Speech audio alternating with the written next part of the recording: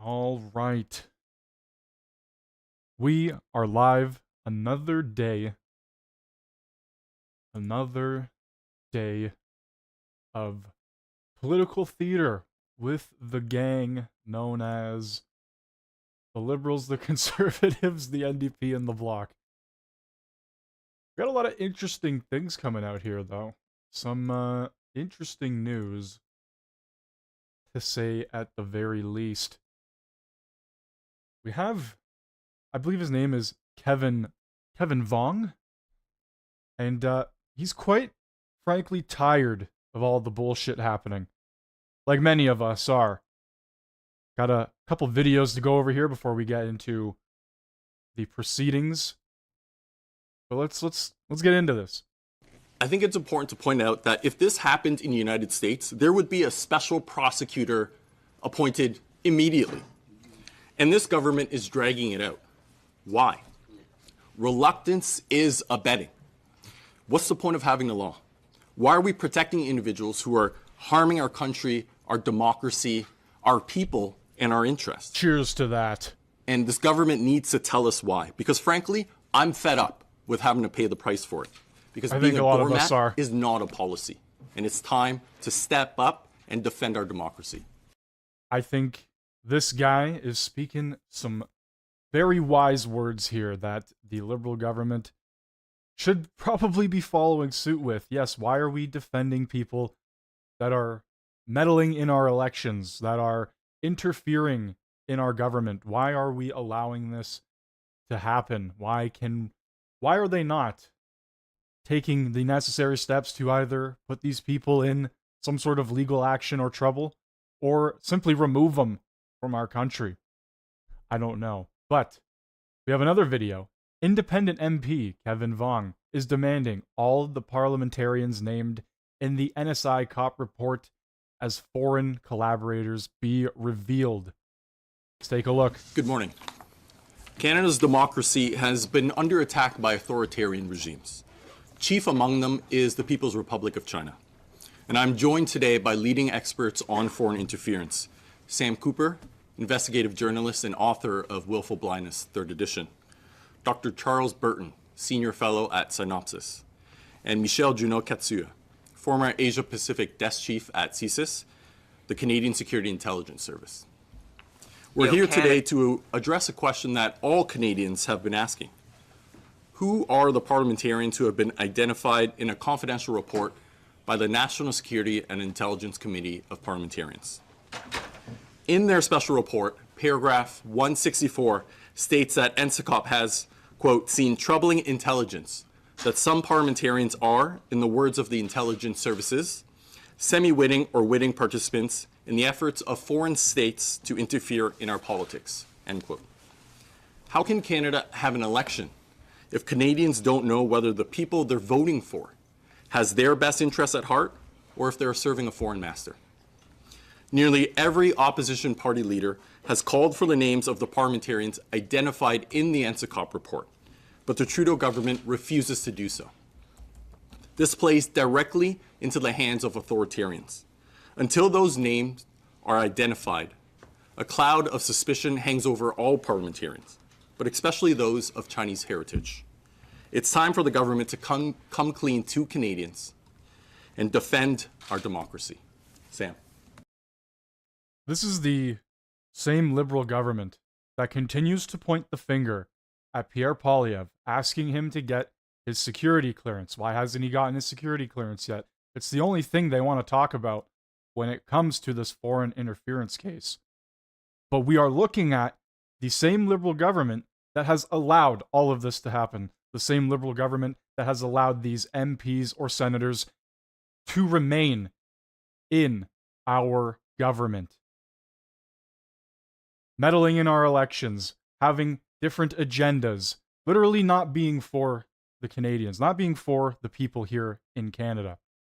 Time and time again, we have seen MPs all across the board, Conservative, Bloc, NDP, have now called out the Liberal government, now even the Independent, people who have left the Liberal Party, calling out the Liberals.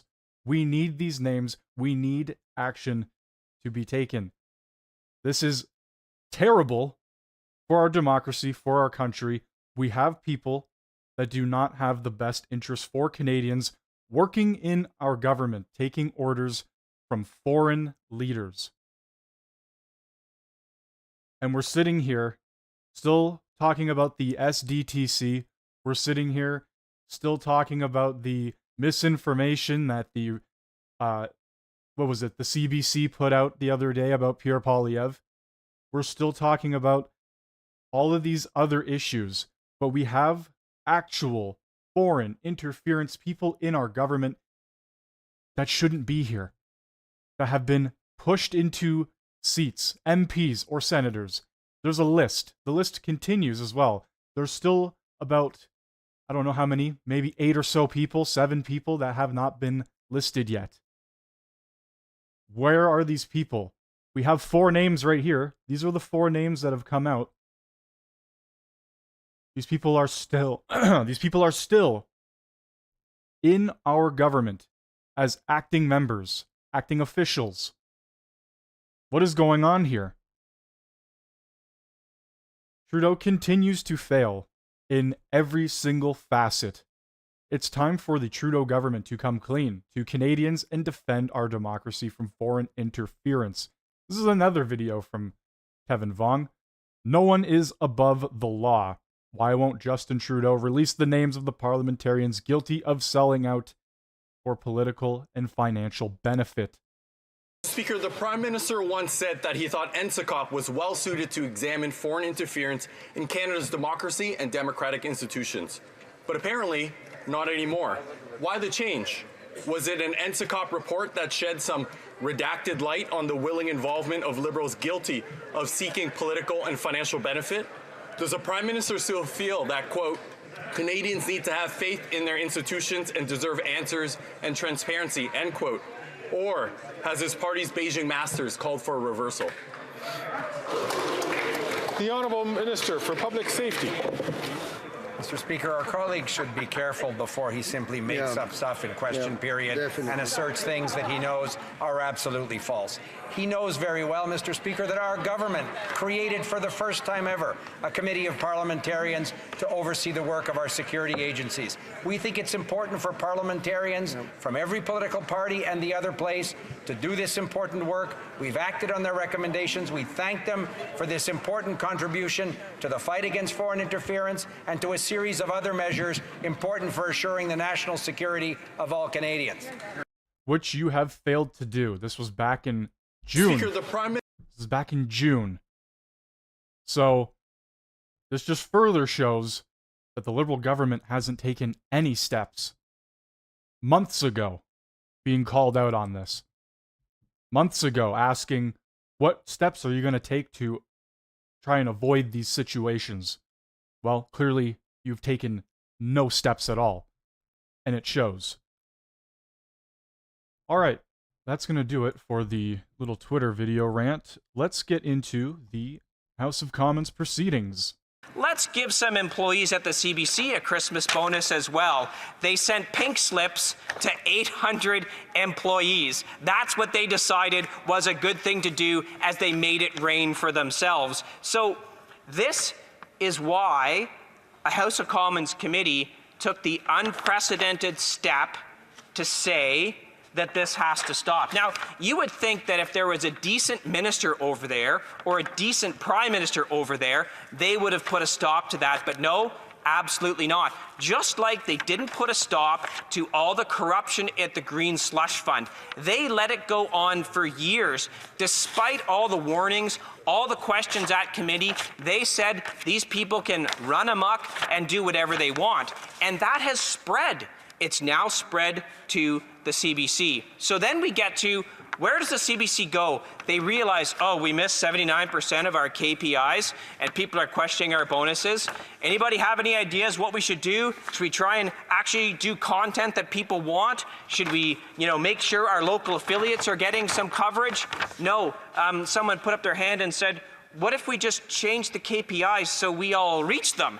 Then we can keep getting our bonuses. Again, you cannot make this up. When they realize that they can't meet any of their own KPIs and they still want to make it rain for themselves, They just changed the KPIs. Now, why would they do that? I go back again to this. A fish rots from the head down. The corruption that this government has engaged in for the last 9 years has spread out all over the place, and people just feel like we can do whatever, and I'll quote my former member, whatever the HE double hockey sticks we want to do. And so that's what happened. So the committee had to get into it and say that they have absolutely had enough. If you look at the CBC itself, the bonuses alone have cost taxpayers $132 million since 2015. Think about that, $132 million. All the while, they're missing all of their performance metrics. This is a corporation that has completely lost its moral compass in how it's dealing with people. Imagine sending out layoff notices to 800 employees just before Christmas after you gave yourself bonuses. I mean, it is the epitome of disgusting. If anything, they should have been taking care of those workers as opposed to making it rain for themselves with these absolutely exorbitant bonuses. But it didn't happen. And there was no condemnation from the Liberals, right? The Prime Minister didn't say this is absolutely unacceptable, they should reverse this decision. There's a point of order from the honourable member from... Right now, it's just the House of Commons proceedings. That's why it is empty. At 1:14, so we got about 11 minutes, or less than 11 minutes. I'm counting wrong. That's completely wrong. That's 6 minutes. The honourable member for Dufferin-Caledon. Mr. Speaker. So, for 1,450 CBC staffers. If you are new here, make sure you hit that like button, hit that sub button, and turn the notification bell on. I do cover House of Commons proceedings and question period. Has spiked by 231%.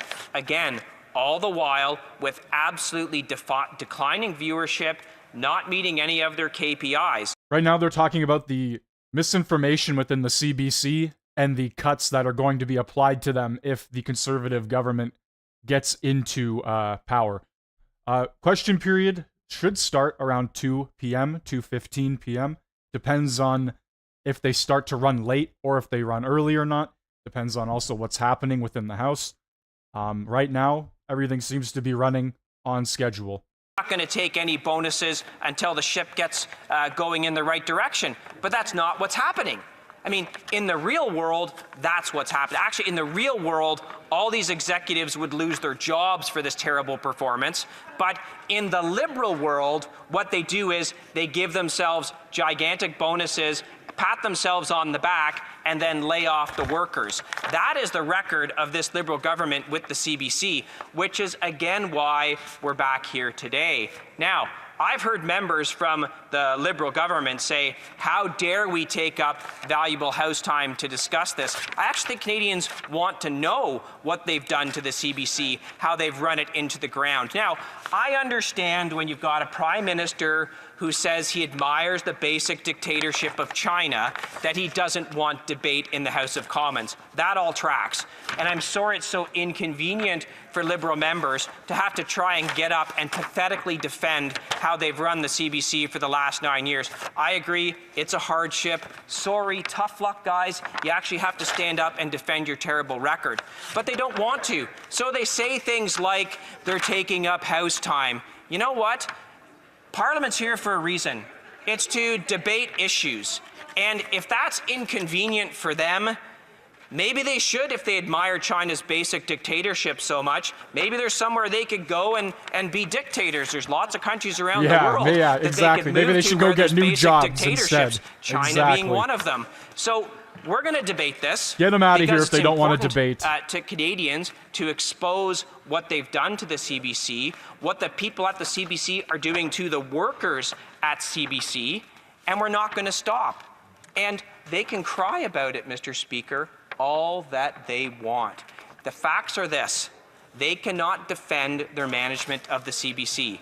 They cannot defend the bonuses that the CBC... Yep, destroying Hockey Night in Canada is destroying a Canadian legacy, and it was not good. It was actually disgusting. And then tried to lay off 800 workers. They can't defend that viewership at the CBC is down 50%. They can't defend that they haven't met 79% of the CBC's own KPIs and then gave themselves bonuses. They can't defend the fact that when they realized how outrageous it was to give themselves bonuses while missing 79% of their KPIs, that they just changed the KPIs, because they learned from the best. They learned from a corrupt Liberal government that says, just do whatever you want, everything will be fine. And that's how the CBC is being run under this Liberal government. Now, Mr. Speaker, I would like to conclude with this. I move, seconded by the member for Battleford. Thank you. No, this is en français.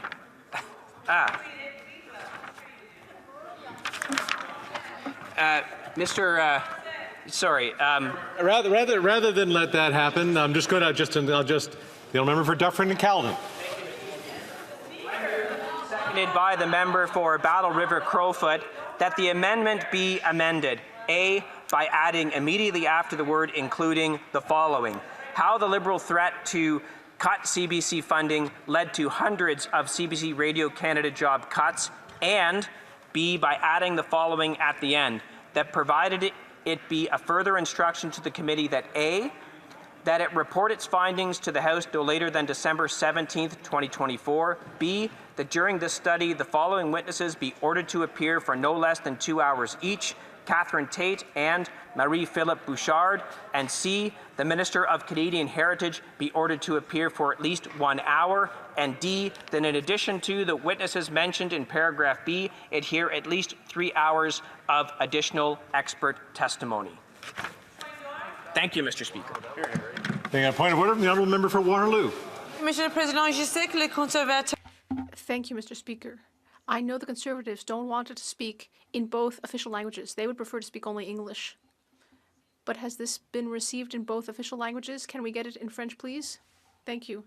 Je pense que c'est reçu maintenant. I think it has been received in both official languages and printed. So on va regarder de proche. So we will look into that. All right, we have something going on here, a point of order. I find it funny when they complain about not being, like not speaking in French or not delivering whatever it is in French, but then they literally talk in French and then have a translator translate it to English on their CPAC site. So what's the point of speaking in French to begin with? How the Liberal threat to reduce funding led to the removal of hundreds of jobs at CBC Radio-Canada, and the addition of the following: that the committee report its conclusions to the House on December 17th, 2024 at the latest. American election coming up very soon. I will be covering that probably for a very, very long time. A very good portion of that day will be dedicated to covering that. But there's going to be a lot of people streaming it, a lot of people giving their opinion, a lot of mainstream media and news networks that are going to be fucking just soaking up all the viewership they can. It's going to be an interesting week. And then, depending on how the election goes, it could be incredibly, incredibly interesting. So we'll see. This next month is going to be massive in terms of politics. All right, let's get back to the House of Commons. Monsieur Waugh, appuyé par Monsieur Couric. Mr. Waugh, seconded by Mr. Couric, moves that the 8th report of the Standing Committee on Canadian Heritage, presented on Tuesday, December 12th, 2020. Yeah, the way I look at it, I don't know how you could actually vote for Kamala. When you compare interview or whatever they do, even the debate, even the VPs, when they debated, I don't know how you could vote for another 4 years of Kamala. It's actually brutal. She was asked, if you had the ability to change anything over the 4 years of Joe Biden? What would you change? What would you improve? Anything at all? And she said nothing. She said, I would change or improve nothing. So you're going to get 4 more years of the exact same government destroying the United States even further. It's actually wild when you watch her do a rally or a press conference or a news network interview, whatever. It is brutal. Word salad after word salad. She cackles like a hyena. She's obviously not for the people. Right? She says one thing. She says she's not going to ban fracking. There's like 100 videos of her saying she's going to ban fracking. She says she's not going to take firearms away from the citizens. There's like 100 videos of her saying she's going to take away firearms from citizens. And the exact same government a few years ago did massive buybacks. So you can't trust what she says. At least Trump is up and forward with what he's going to do and what he's going to say. And at the end of the day, you've had 4 years of both. So you can compare, contrast, make your decision. You can follow the fake news mainstream media, or you can make a decision for yourself. I would ask for a recorded vote. So pursuing to Standing Order 45, the division stands deferred until later this day at the expiry of the time provided for oral questions. I don't know. It's hard to say if Poilievre knew anything about this, if he knew any of the names at all. I mean, at the end of the day, the Liberals said they have a list. And they're using this as a point to try and back the Conservatives either into a corner or something. But it's not working because 4 MPs and senators, a mix of the both, most of them Liberal, just got exposed for foreign interference. So it's actually backfiring on the Liberals, this list that they are hiding. If the names were there, if the list was there, just release it. Stop messing with Canadians. Stop destroying our democracy. Let's get going here. Like, it's just lie after lie, manipulation, and a bunch of two-faced crocodile bullshit with the Liberals. It never ends. All of their advocacy and for organizing this petition. Thank you, Mr. Speaker. Presenting petitions, présentation de pétition. I have the honourable member for Peace River Westlock. Thank you, Mr. Speaker. Mr. Speaker, I have the honour to present a petition today signed by Canadians from across the country. They want to draw the attention of the House of Commons to ensure that Canadians have the right to be protected against discrimination. Canadians can and do feel political discrimination, and it's a fundamental to the Canadian right to be politically active and vocal, and it's in the best interest of Canadian democracy to protect public debate and exchange of differing ideas. The folks that have signed this petition are in support of Bill C-257 that seeks to add the protection of political discrimination to the Canadian Human Rights Act. They call on the House of Commons to adopt this bill quickly and to defend the rights of Canadians to peacefully express their political opinions. Thank you, Mr. Speaker. Presenting petitions, the honourable member for Courtney Alberni. Mr. Speaker, it's an honour to table a petition, e-petition 5109, signed by 1,230. Just want to thank everybody for stopping by. If you are new here, make sure you hit that like button, hit that sub button, turn the notification bell on. I do cover House of Commons, routine proceedings, and question period. Every day it is live. Along this coastline have resulted in the rescue of many stranded and injured individuals, which would not be possible through automation. And Mr. Speaker, that Fisheries and Oceans Canada didn't consult with local communities, mariners, union representatives, or First Nations prior to announcing the destaffing of the Pachina and Carmana lighthouses on the west coast of Vancouver Island. So they're calling on the federal government to, in the future, Mr. Speaker, consult with relevant stakeholders and First Nations regarding the impacts of the destaffing, to conduct an independent cost and safety assessment of both the lighthouses and come back with a plan to move forward to reinstate those lighthouses that they closed, to work with union representatives, Mr. Speaker, and consult Labour, as was promised in the past, Mr. Speaker, and consider alternative actions to preserve the safety of the lighthouse keepers without destaffing their stations. Mr. Speaker, Conservatives and Liberals have abandoned coastal people and continue to close lighthouses, and the constituents are demanding action. Just petitions after all. Presenting of petitions, présentation de pétitions, the honourable member for Saanich-Gulf-Islands. Thank you, Mr. Speaker. Did BC go full NDP again, like majority NDP again? Without indicating my own views, it's an experience I share with many constituents, and it comes up in every single town hall meeting. Constituents in this petition are pointing to the family doctor shortage. They're pointing to the fact that nearly 5 million Canadians don't have access to their own healthcare provider. And they're asking that this government and this House assembled work with provinces and territories and find a fair and holistic solution for the quite critical emergency that we do not have access across Canada to a reliable primary health provider. And again, the statistic in the petition is 4.8 million Canadians who lack a family doctor. Thank you, Mr. Speaker. Presenting the petitions, présentation de pétitions, the honourable member for Kamloops, Thompson, Caribou. Thank you, Mr. Speaker. It's always a pleasure to rise on behalf of the residents of Kamloops, Thompson, Caribou.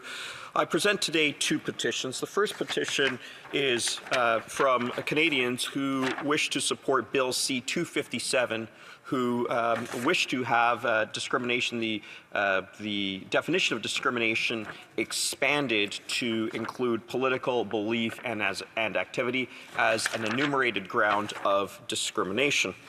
The second petition I rise on, Mr. Speaker, signed by 102 people, and that petition, Mr. Speaker, is in reference to the poverty that a number of senior citizens are experiencing. And oh, so it's very close then, because the media is making it sound like the NDP are going to get a majority. Above the poverty line. Thank you. Presenting petitions, the honourable member for Nanaimo Ladysmith. Mr. Speaker, today I rise to table a petition submitted by Canadian firefighters addressing an urgent issue impacting the health and safety of firefighters across Canada. This petition, sponsored by a member from New Westminster Burnaby, calls for immediate action to ban per- and polyfluoroalkyl substances, or PFS, also known as forever chemicals, in firefighter gear and firefighting foam. Mr. Speaker, PFAS are man-made chemicals resistant to heat, water, and oil, but their durability comes at a significant cost. Scientific evidence links these. The mail-in voting and ballots, it's just terrible.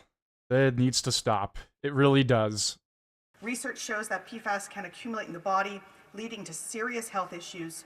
And alarmingly, Mr. Speaker, firefighters face a higher cancer risk than the general population. We must mitigate these risks by regulating what we can control in their working conditions. Several countries have restricted PFAS use. Canada must follow suit. Our firefighters deserve gear free from toxic chemicals. Mr. Speaker, let us protect those who risk their lives for us. Thank you for providing me the space to present this petition. Presenting petitions, the honourable member for Haldimand Norfolk.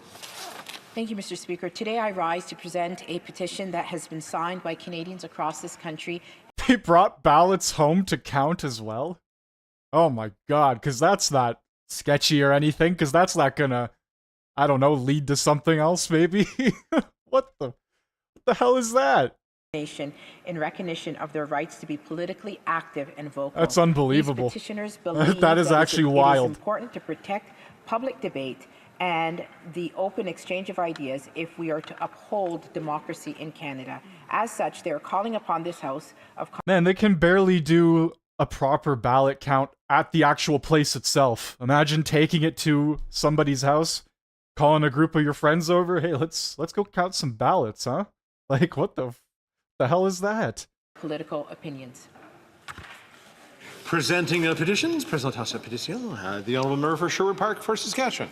Thank you very much, Mr. Speaker. It does seem some members during petitions have ventured into expressing their own personal opinions on subjects. I think it's important to remind members to be studiously careful to only share the petitioner's views and not their own personal views. With that in mind, Speaker, I am tabling a petition that I received from my constituents, which asks the House to axe the tax, build the homes, fix the budget, and stop the crime. Petitioners observe that after 8 years, it's clear that this Prime Minister is not worth the cost. What is going on? The crime or the corruption. Further, petitioners note that this failed Prime Minister and his failed NDP Liberal government have increased the cost of everything and failed to take responsibility for their failures. And I'm just reading here, Mr. Speaker, petitioners are also saying that crime, chaos, drugs, and disorder are filling our streets due to the failed policies of this Prime Minister and his NDP Liberal government. So, Mr. Speaker, without at all sharing my own views on the subject, I want to note that petitioners are asking the House to axe the tax, build the homes, fix the budget, Somebody's and stop laughing the crime. like hysterically. Petitioners further are asking for an immediate I think a point of order from the... What is going on? What was that? The efforts that his campaign manager went in the wording of the petition, Mr. Speaker, but member would know that you're not supposed to be reading a petition. Just in a very short way, highlight the essence of the petition. Yeah, I want to thank the honourable member for that, and it just seems like we went offside there when our friend from Courtney Alberni went on his presentation too. So just a reminder to summarize the petitions as best as we possibly can, so we can present as many petitions during the time allotted for us. The honourable member for Sherwood Park versus Saskatchewan. Thank you, Mr. Speaker. I do want to assure members that I was as surprised as anyone when this petition was sent to my office, but I am but a servant of the people in this chamber, Mr. Speaker, and if my constituents want me to petition the House to axe the tax, build the homes, fix the budget, and stop the crime, I can assure all honourable members that I will, regardless of my own personal views on that subject. As I was saying, Mr. Speaker, in addition to asking the House to axe the tax, build the homes, fix the budget, and stop the crime,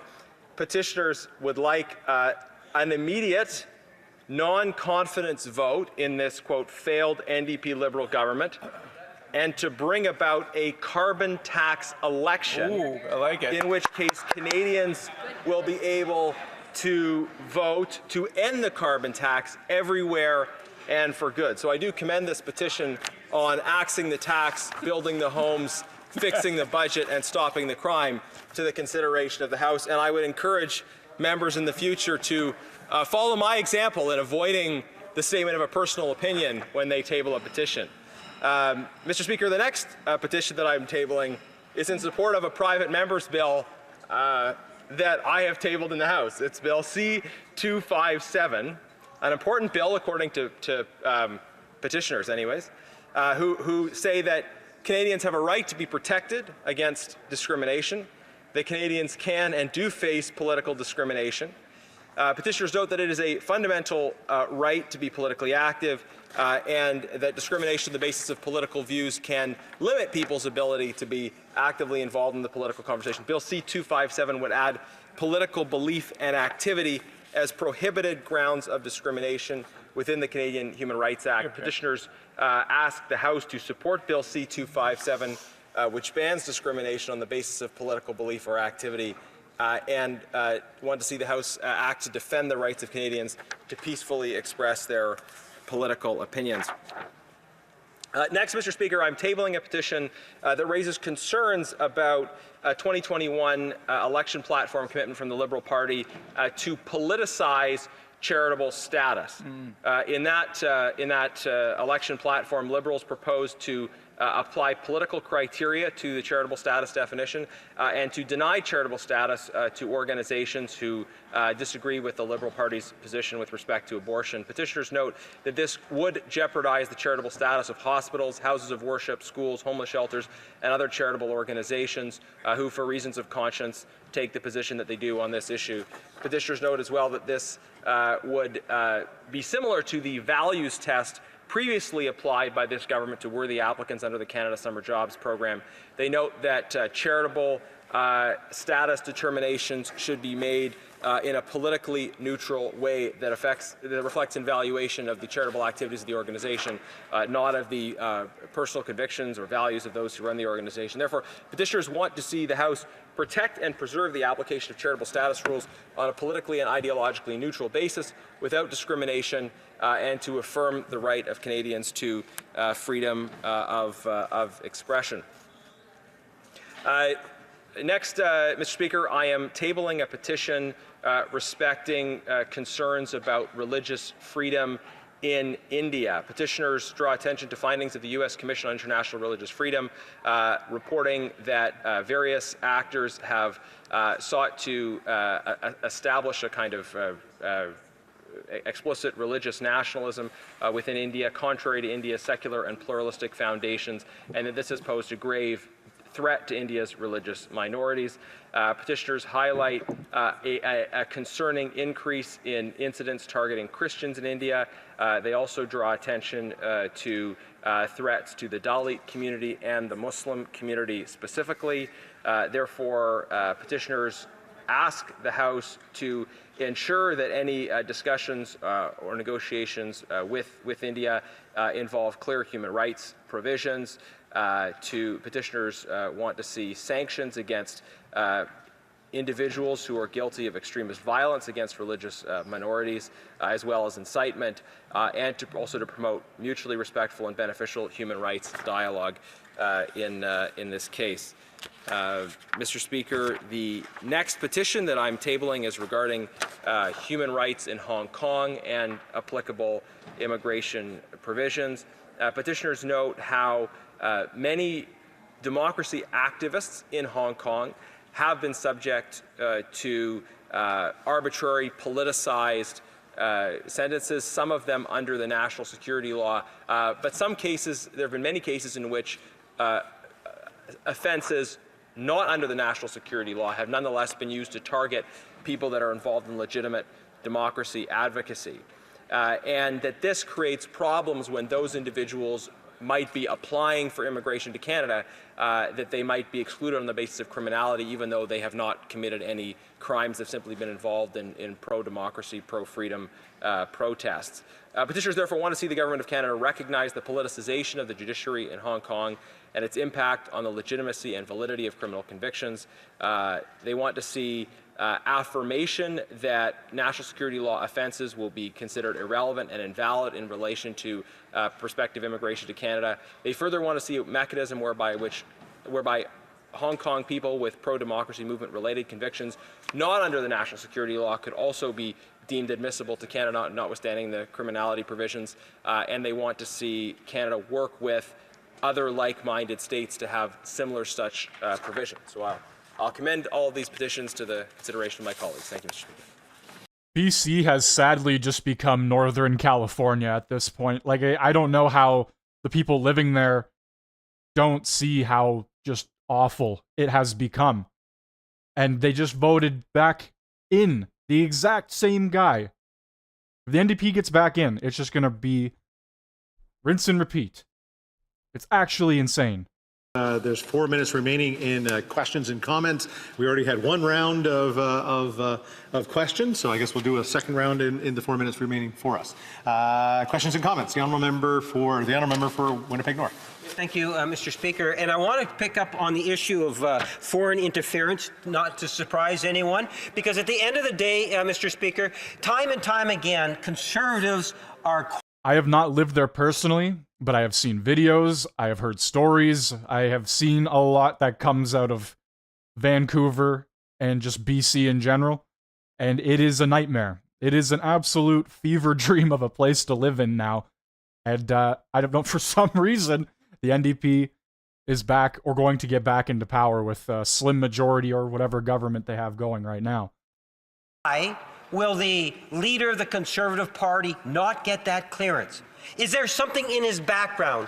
Can the member clearly give an indication to the House, and through the House to Canadians, why does the current leader of the Conservative Party not want to get the security clearance, and explain to us what he might be hiding? The member for Northumberland, Peter. Yeah, Vancouver is like one of the most expensive places to live in all of Canada. Honourable members to cast wildly aspersions. But the reality is, as stated... It's either Vancouver or Toronto, and both are equally as bad now. They have declined significantly in the past 20 to 30 years. And you see, even on like social media and stuff, Americans talking about how they used to come to Canada back in the 80s, 90s, and how amazing it used to be, how there were stories of Canada actually being better than the United States, being having a better economy, better, just across the board, almost better everything. And now you see these exact same people saying how much of a dump we've become. And it's actually brutal. Our country is not the same as it was 20, 30 years ago. And I don't know what the hell has happened, but it's not good. It's awful to see such a beautiful country imploding on itself. If his leader has all this freedom that he supposedly needs and requires to hold government to account, why isn't he using that freedom? Why has he been absolutely deafening silent when it comes to Indian interference in our government and possibly in his own political party? Like our leader said, he needs to put Canada ahead of politics and ahead of party. For Northumberland, Peterborough South. It's no surprising that the NDP come running to the Liberals' rescue whenever they need help. The reality is, as Thomas Mulcair said, that member's former leader, this is nothing but a political ploy, and I'll end it by what the leader said. Name the names! Questions and comments? Name the names. Let's get it going. Mr. Speaker, and I want to thank the honourable colleague for his great speech on the topic. What we are debating today is the privilege of this place, the documents that we need to hand over to the RCMP to do the investigation on a fund of over $400 million that has gone missing or has been allocated to companies in a severe conflict of interest. This is liberal corruption at its height. The sponsorship scandal has nothing on this level. I'm just wondering if the member has any more comments that he'd like to share about this horrendous scandal that is going on called the Green Slush Fund. In the remaining 30 seconds, the honourable member for Northumberland, Peterborough South. Thank you very much to the member for his excellent question. Yes, and he's right that the sponsorship scandal was a paltry $40 million compared to the $400 million that is the SDTC or the Green Slush Fund. And it's no surprising that the NDP are coming to the Liberals' defense once again in order to support and to enable their corruption, as has been the case in this 9-year NDP Liberal government. Better dead than red, brother. Yeah, the NDP are true commies. Member for The Charlotte, definition. Saint-Charles. Thank you, Mr. Speaker.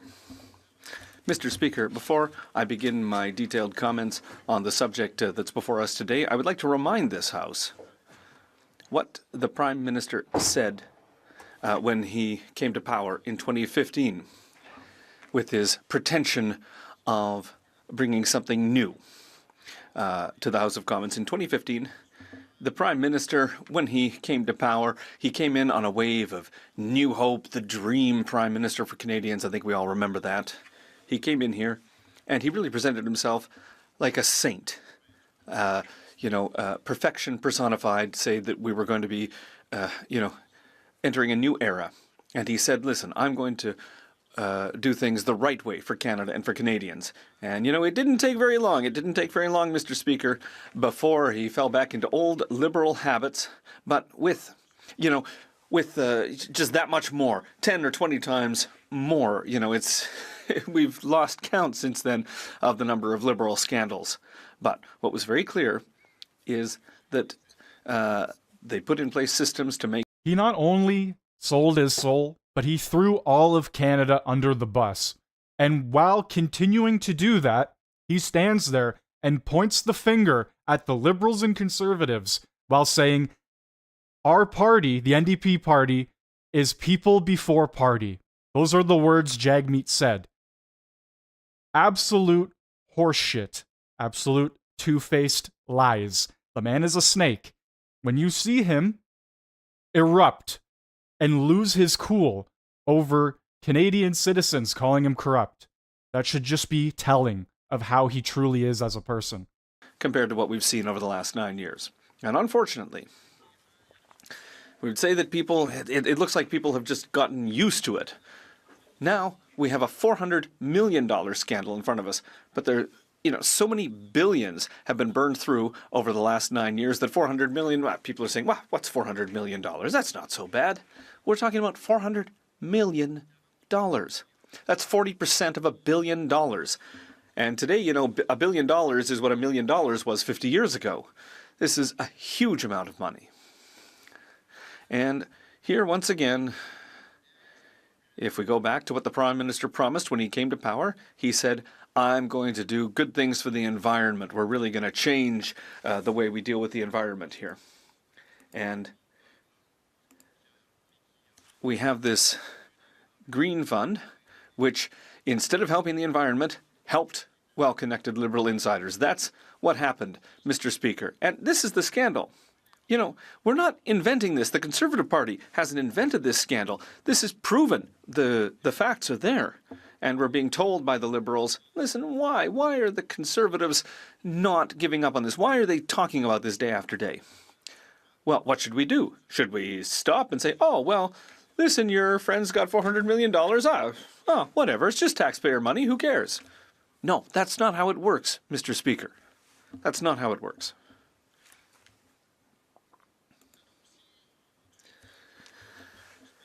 The Green Fund, or more specifically the SDTC issue, Mr. Speaker, I'll remind you that the Auditor General has determined that this fund turned into a slush fund for Liberal insiders.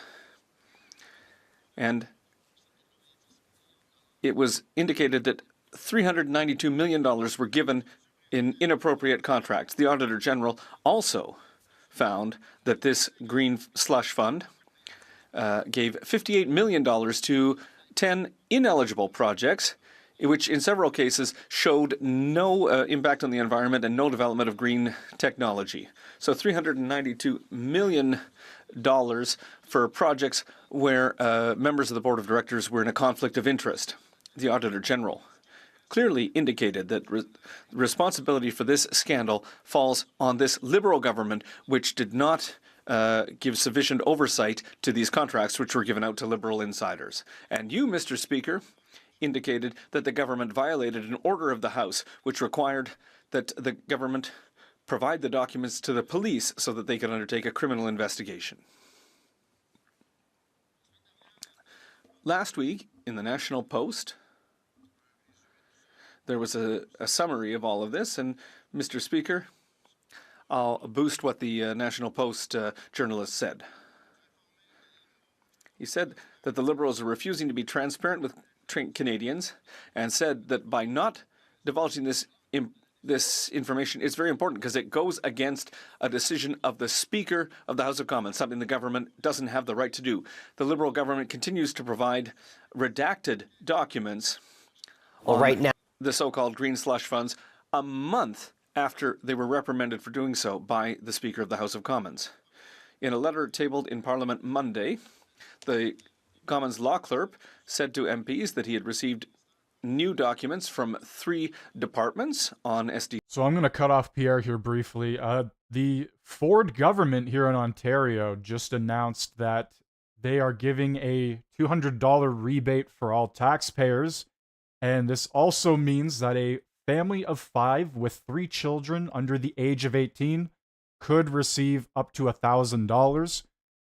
This is just kind of coming out of left field. I don't know why he's doing this, but apparently it is going to cost the government or the province here in Ontario about $3 billion to give out these checks. So I have no idea why he's doing it, but this is news that has just come out earlier today. The Ford government will be giving I guess another rebate on top of the rebate that we just received from the Liberal government. Was forced to come to the conclusion that a question of privilege, a prima facie breach of privilege, had been reached, and it was suggested that the... So the carbon tax, as much as I think it's absolute trash, and it totally is, it's actually a really weird system. Only in certain areas does the carbon tax apply, the rebate at least. So not everybody gets the rebate, but you still get charged for the tax. 8 out of 10 Canadians supposedly get more than they pay on the tax, so they pay less in the tax and they receive more in the rebate. 2 Canadians get absolutely shafted and get either nothing or less than they pay in taxes. So realistically, at the end of the day, the carbon rebate is just a way for the government to reallocate money from the 2% or whoever those 2 people are and give it to the other 8 people. 8 out of 10 Canadians receive this rebate where it applies. Now, I received $196 for the carbon tax rebate, which is not enough to cover a tank of gas. It's not enough to pay for even a couple days worth of groceries. It's not enough to pretty much do literally anything. This $200 that you receive quarterly 4 times a year is not enough to cover anything, and they continue to perpetuate this lie saying that more people benefit from the rebate than they pay in the tax. I want to talk to these 8 out of 10 people who are probably receiving what I would assume are thousands of dollars as the government is reallocating money from whoever to, I would assume, possibly a lower class. I don't know how it fully works, but I do know that the $200 quarterly is not enough to cover anything that the government claims. And there are people that don't receive it at all. Like I said, they don't receive a dollar back, but are still paying the tax. And the companies, small businesses, large businesses, they have to pay that tax on literally everything. Heating their businesses, running freezers, trucks, trucking companies. If you're a farmer, you get absolutely annihilated by the carbon tax. I feel so bad for our farmers because they have to pay out the ass in fuel and in transportation, sending grain to the silos, sending corn to the grocery store or wherever, right? This is the kind of shit that they have to deal with. And the carbon tax just destroys them. It destroys the business of farming. A very important thing, might I add, too. Farming isn't something that could just go away. Our entire country would collapse very quickly. This is not the first time something like this has happened. I'll remind you that a $40 million scandal, the sponsorship scandal, ended the Liberal government of the day 20 years ago. And now we have another scandal, $400 million today. Last week, the Auditor General and Mr. Speaker, the Auditor General, every time she has a file in front of her, she has to produce a report that's full of terrible results. I don't think there's been any Auditor General report in the last number of years where a government program hasn't come out with a whole bunch of problems having been identified. She confirmed that her office is launching an inquiry into GC strategies. I think everybody probably remembers this. I know that time goes quickly around here, but I think everyone remembers the ArriveCan scandal. The Auditor General has announced that she's starting an investigation because GC Strategies got $100 million from this government since the current Prime Minister became Prime Minister. And it seems that several $1 million of contracts were awarded without tender to this business. Now, just on the Arrive scam, GC Strategies got $20 million in taxpayers' money for an application that should have cost $80,000. As such, the Auditor General accepted to look into all payments and contracts received by GC Strategies with the Government of Canada beyond ArriveCan. Because, between ArriveCan and all the other contracts that they got, between this, since the government came to power in 2015, that's a lot of money. They admitted, GC Strategies, that they were paid over $2,000 an hour for recruitment, and they were billing the government 1,500 times a month. Imagine how somebody's apparently just sending bills all day, every day, if they're billing 1,500 times a month. It's just incredible to think about. GC Strategies started getting contracts from the government just a couple of weeks after the government came to power, November 4th, 2015. And the company was founded just a few weeks before that. And there are more and more revelations that have come out, recently. They bragged that they had close links with highly placed members of the government.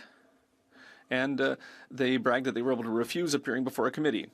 Earlier this year, the founder of GC Strategies, Christian Firth, saw his house searched by the RCMP in their investigation into a Arrive scam. Canadians deserve a government that will treat their money with respect. Only the Conservatives, the common sense Conservatives, will fight to shed light on how the Prime Minister gave millions and millions of dollars to this questionable company.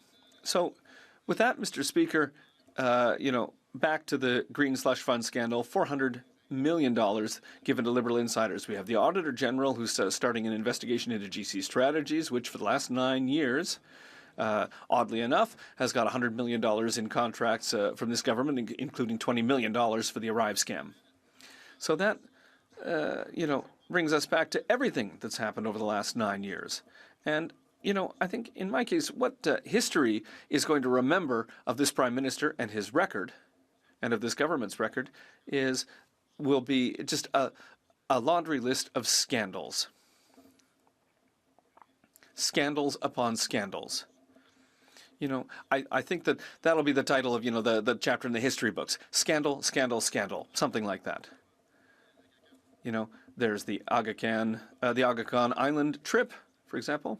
I think it's the first time that a Prime Minister was, found in controversies of ethics laws. Then there was the firing of Jody Wilson-Raybould because she didn't help SNC-Lavalin get around, federal laws. We spent weeks and weeks talking about the SNC-Lavalin scandal. I think some people have forgotten it, but Ms. Wilson-Raybould certainly hasn't forgotten about it. The We Charity scandal. We're talking about hundreds of millions of dollars here that were given to We Charity, an organization that benefited from government money, while directly helping the Prime Minister. Listen, I won't go into the details, but, again, it's the same kind of scandal. Another scandal that maybe flew a little bit under the radar was during the pandemic.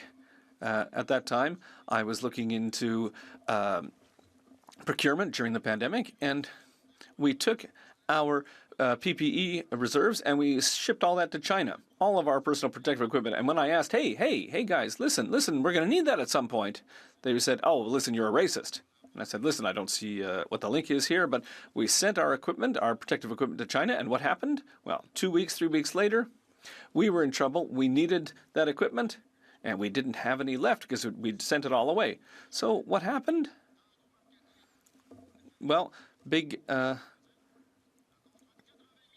a big contract, $80 million, was given for masks, and the stuff that came in, well, it was garbage. We couldn't even use it. So what happened then? Well, Liberals said, listen, we gave the money away. Too bad. Yet another scandal. And what's even worse is that it cost hundreds of thousands of dollars to destroy those masks that couldn't be used. It's, just scandal upon scandal, and it continues. The former MP, Frank Baylis, came in during the pandemic. He said, listen, I'm going to build you some respirators. I'm going to make 10,000 respirators for you.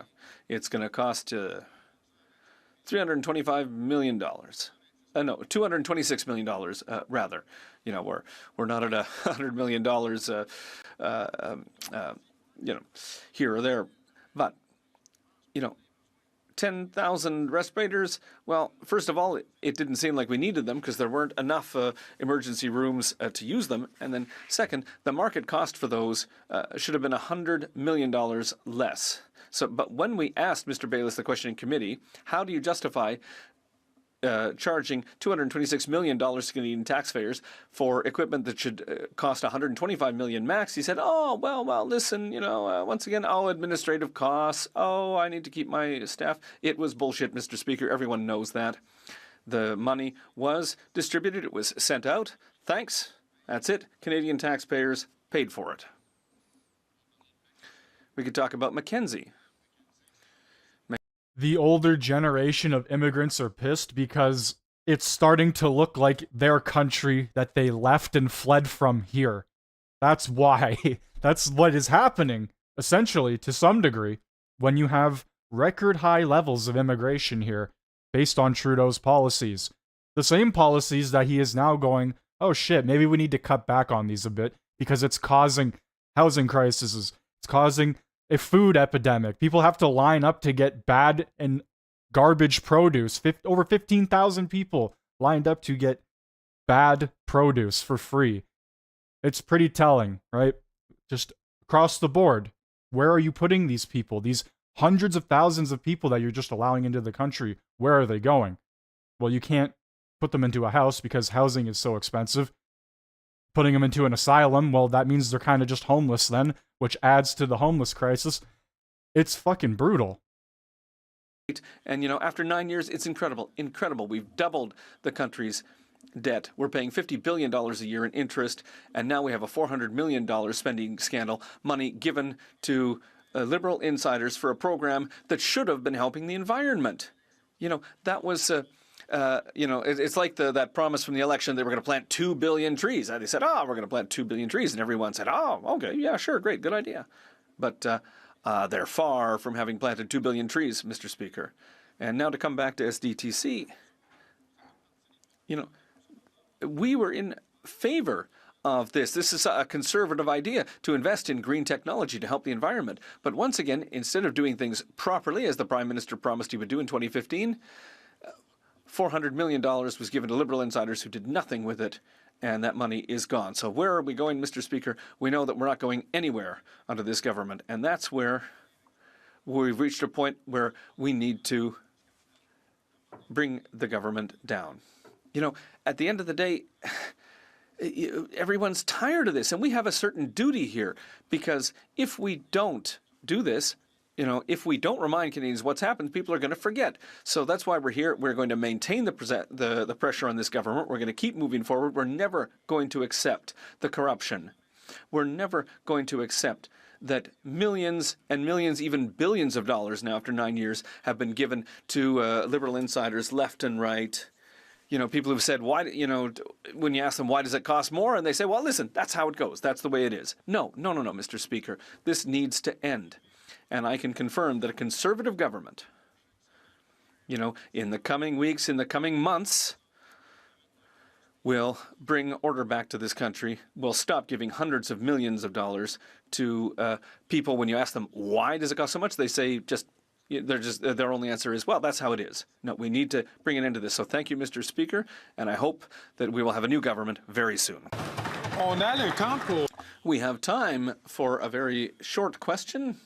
Oh for no, questions and comments. Big bad Greg is here. A question and 30 seconds for an answer. The microphone muter. Mr. Speaker, the member talked on so many things. Why doesn't it speak about the economy, current state of economy today? Inflation is down to 1.6%. Interest rates have been reduced 4 times to 3.75% and is expected to go to 3% or less by July 2025. Rents are coming down and renting is becoming more affordable. Consumer confidence index is increasing 30 months high. Why doesn't it talk about that?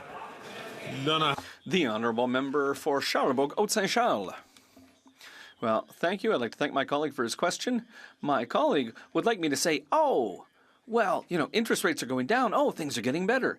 But listen, what happened, Mr. Speaker, over the last couple of years? Well,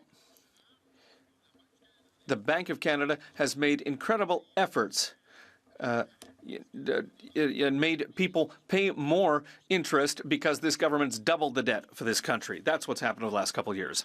The Honourable Member will have 9 minutes remaining for questions and comments after question period. It is now time for statements by members. Okay, statements by members. The Honourable Member from Oakville North. Burlington. Thank you, Mr. Speaker. The Marathon of Hope Cancer Centre Networks is a bold collaboration that is bringing precision medicine to Canadian cancer patients. In 2016, Terry Fox Research Institute's founding president and scientific director, Dr. Victor Ling, told me, quote, "We have the roadmap to cure cancer. All we need is $150 million from the federal government," end quote. In Budget 2019, we invested that $150 million to create the Marathon of Hope Cancer Centres Network. Canada's brightest minds are now working with a common vision to revolutionize cancer research in Canada. This week, they're here to talk to parliamentarians about their work, and tomorrow night, we'll be at a reception with Terry Fox's brother Daryl, Dr. Andre Villette, and others to share the good news about their progress. Terry Fox said, anything is possible if you try. Dreams are made possible if you try. And because of this, Team Canada of Cancer Research, the dream of a world without cancer is closer than ever. Thank you, Mr. Speaker. The honourable member from Edmonton Riverbend. On World Mental Health Day, Mental Health Research Canada released their landmark collaborative national report titled A Generation at Risk, the State of Youth Mental Health in Canada. This report brings together research and lived experiences to help us better understand the youth mental health crisis. 3 key takeaways: declining mental health, service gaps and access barriers, and collaborative action. While 19% of youth accessed mental health services last year, an additional 9% are still in need of care but not receiving it.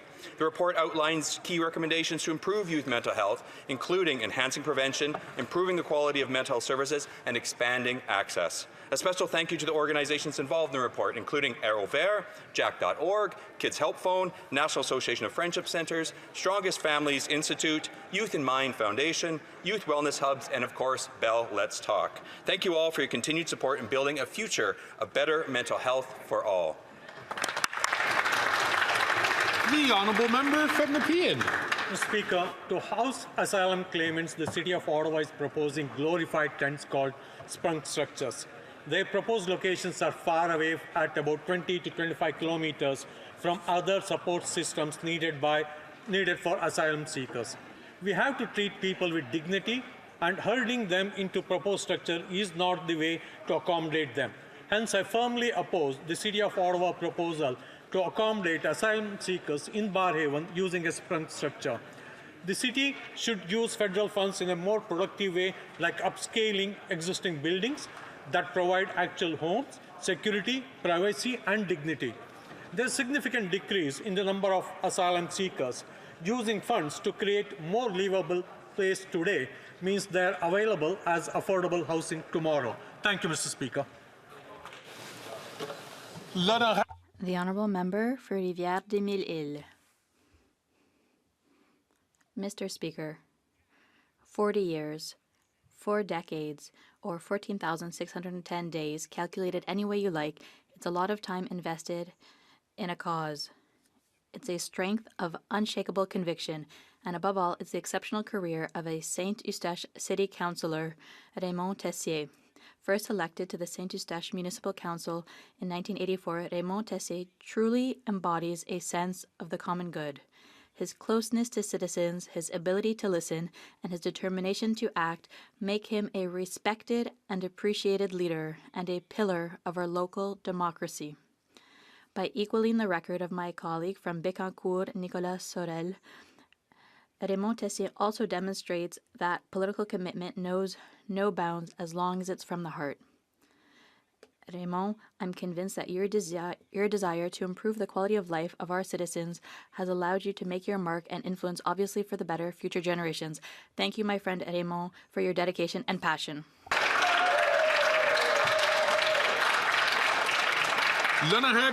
The Honourable Member for Alfred Pellan.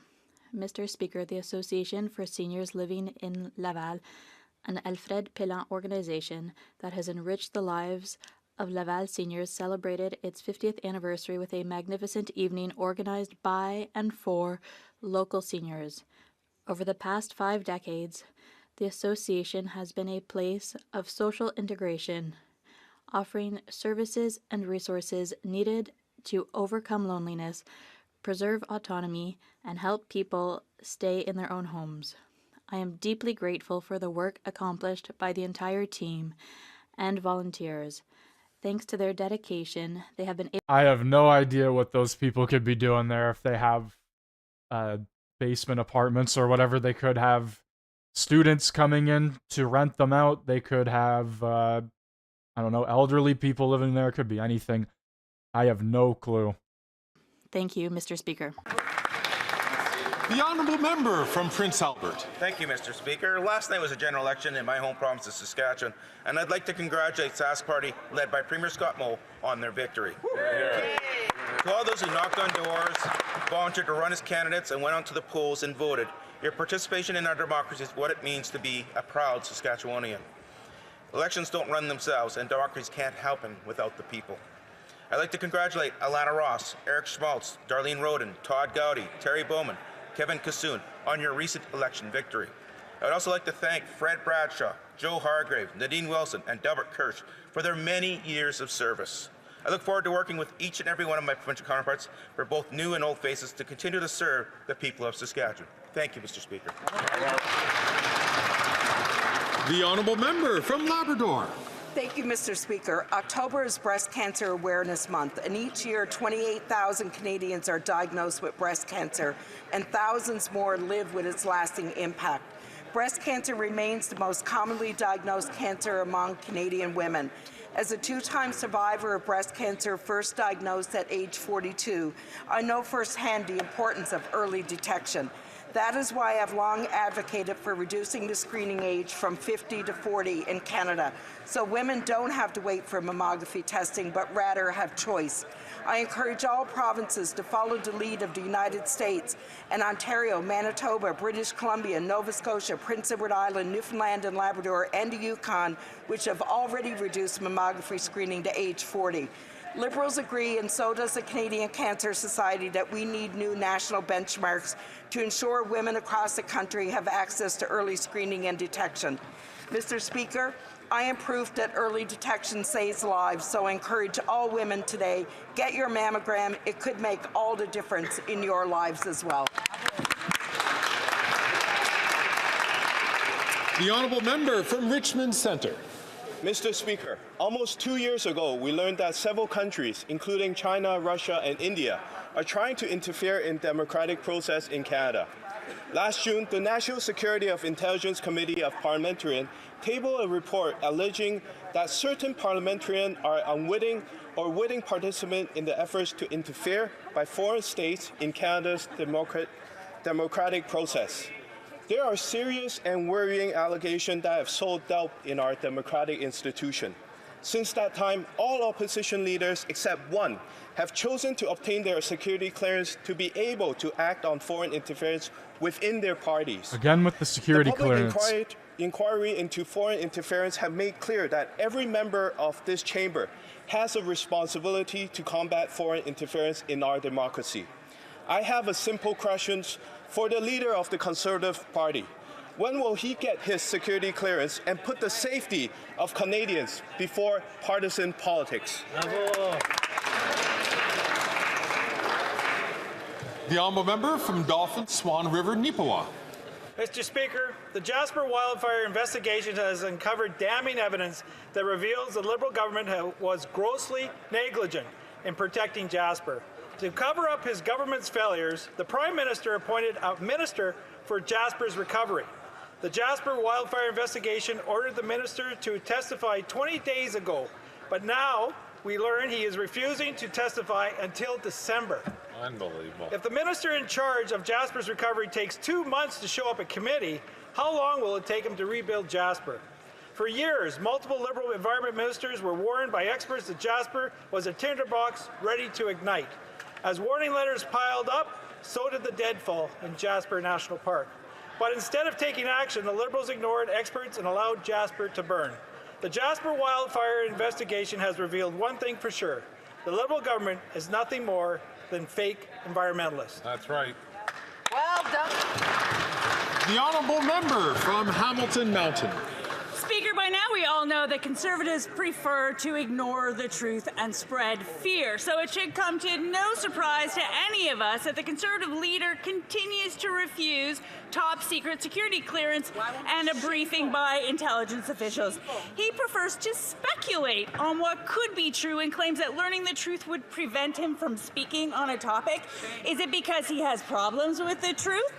Is he not able to tell the truth? Or maybe he's afraid of the ugly truth that he could learn about his own party, about his own leadership race. Canadians should be alarmed that the leader of the opposition continues to ignore the risks to our national security within his own party. We all want to know, what is he trying to hide? Oh, it's so funny when 3 of the members that were directly in the foreign interference with China. 3 of them were liberals. They're sitting here, pointing the finger, trying to remove the blame from themselves. It is actually insane. Or those with limited income who are needing this. Nearly 1 in 5 have full-time work, and this increase in usage is causing havoc on food banks themselves. Nearly 30% are running out of food. People who were donating 9 years ago are now the ones standing in line. I've spent most of my life in rural Ontario, and never, ever has food bank usage been this high. And worst of all, Mr. Speaker, is that nearly 1/3 of them are children.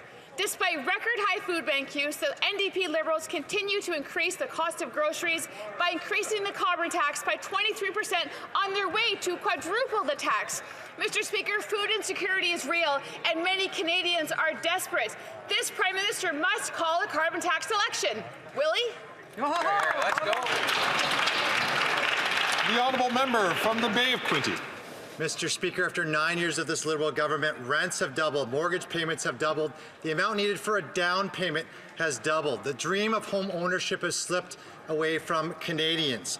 That's why Common Sense Conservatives have announced we will axe the federal sales tax on all new home sales. That means for under $1 million. That means for a house for $800,000, there'll be an annual savings of a one-time savings of $40,000 and then $2,200 of annual mortgage payment savings. And people agree this is great. Eric Lombardi, housing advocate, said, "I'm glad to see this. It's much needed change." And Richard Lyle, the Residential Construction Council, said, "We commend the Conservative leader and his party for putting forward this plan." Mr. Speaker, home ownership shouldn't be because of a GST-sized surprise. Only Conservatives will build homes and make sure that they're more affordable. Conservatives will axe the tax, build the homes, and bring it home to Canadians and their families. The honourable member from Mississauga East Cooksville. Thank you, Mr. Speaker. Mr. Speaker, we were elected to this chamber to represent all Canadian communities and uphold our nation's sovereignty. Democracy belongs to everyone. Yet the Conservative leader seems to fight only for Conservatives rather than for all Canadians. Despite aspiring to become Prime Minister, obtaining a security clearance, staying informed, and making decisions based on evidence rather than ideology is the responsible approach. Yet, the Conservative leader is still the only party leader to refuse to get a security clearance and to act on foreign interference in his own party, Mr. Speaker. So I ask the leader of the Conservative Party, why? Why won't he get his security clearance? Who is he trying to protect? And what does he have to hide? Here, here. What do you have to hide with this list of people that are in this foreign interference case? The 11 names or however many. We got 4 of them. I want to know the rest. Colleagues. The honourable member from Churchill, Kiwatanuk, ASCII. Colleagues, please.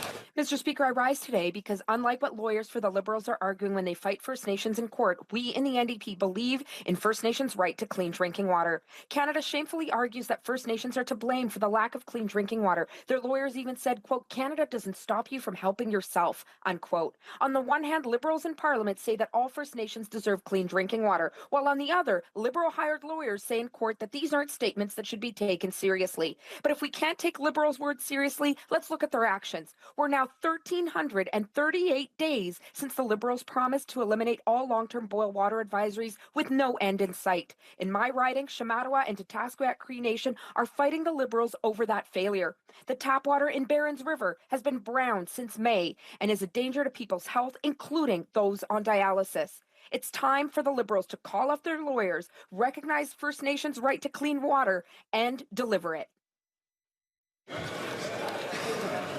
The Honourable Member for Thérèse de Blainville.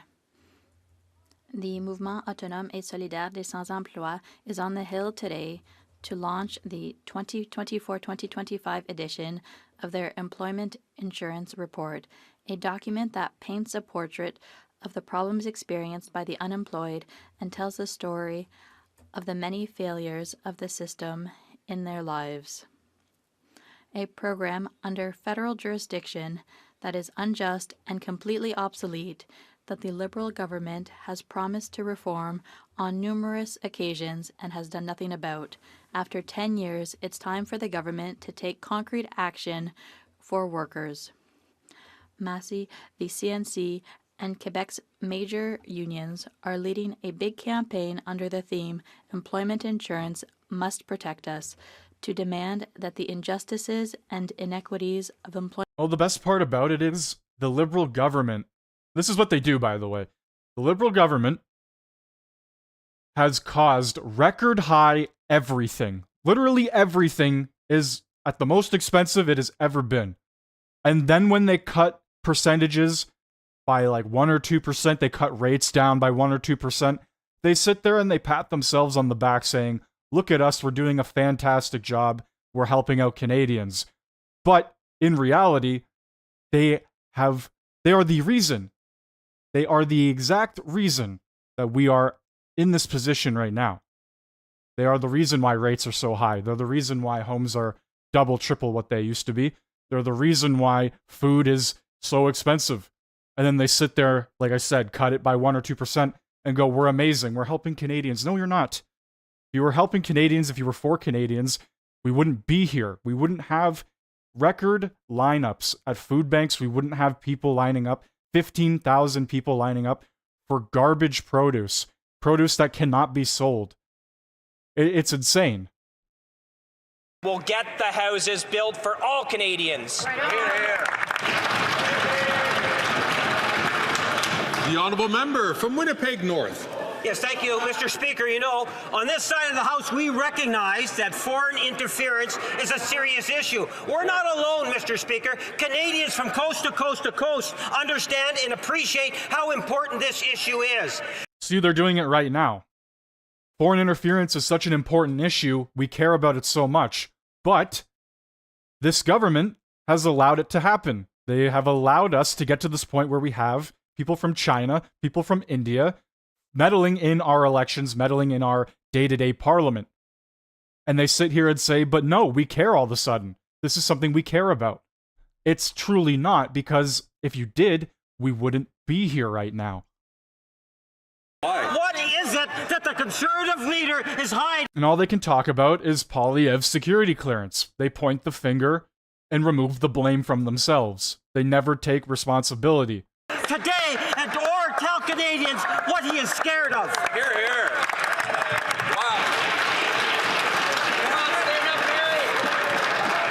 I think question period is starting. Alors? Order. Colleagues. Oral questions. Questions orales. Question period. The Honourable Leader of the Opposition. Thank you, Mr. Speaker. A year ago, the Prime Minister copy and pasted my idea of eliminating GST on building of new homes. But that's the only thing he did, because it has just driven up costs. Yesterday, I proposed eliminating GST on houses under $1 million, and the housing advisor of the PM, Mr. Mike Moffat, said that it's the most audacious proposal for middle-class housing ever proposed by a political party. Will he accept my idea? The Right Honourable Prime Minister. Mr. Speaker, when the Leader of the Opposition was the Minister of Housing for Stephen Harper, he failed in his job. He only built 6 affordable housing units across the country. Now he's proposing a program that will cut transfers to municipalities and investments that we're making in infrastructure to build more houses across the country. It's cuts to programs and services that Canadians are counting on, that the Conservatives are offering, and we are investing to build homes across the country for Canadians. I can't believe Trudeau actually showed up. Of the opposition, we're proposing to eliminate the GST on houses under $1 million. And this will save $25,000 on the purchase of a home, an average home in Quebec. That's a reduction of $1,000, $300 on mortgages per year.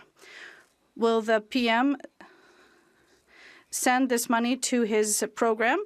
And and even his minister is saying his program is not building homes. Will he accept my program to cut bureaucracy and taxes to build Today's question new period homes? will be so important it was put in Prime Minister, JT's itinerary. Mr. Usually Speaker, not what the case. Conservative leader wants to cut is the $900 million that we're sending to Quebec for the Housing Accelerator Fund to build homes across Quebec and the country. He wants to cut and remove $900 million that we're sending to Quebec to build more homes, to solve the challenges that Quebecers, and particularly young Quebecers, are facing. His solution isn't one because it always involves cuts to services and investments in programs that Canadians need. It's not cuts and austerity that Quebecers want. They want investment in a better world.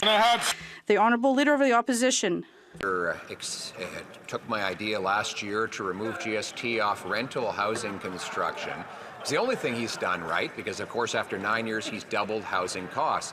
So yesterday I came up with another common sense idea. Let me quote his housing advisor, Mike Moffat. The Conservative leaders plan to eliminate the GST for newly constructed homes selling for under $1 million is the boldest middle-class housing proposal released to date from any federal political party. Will he accept my common sense idea?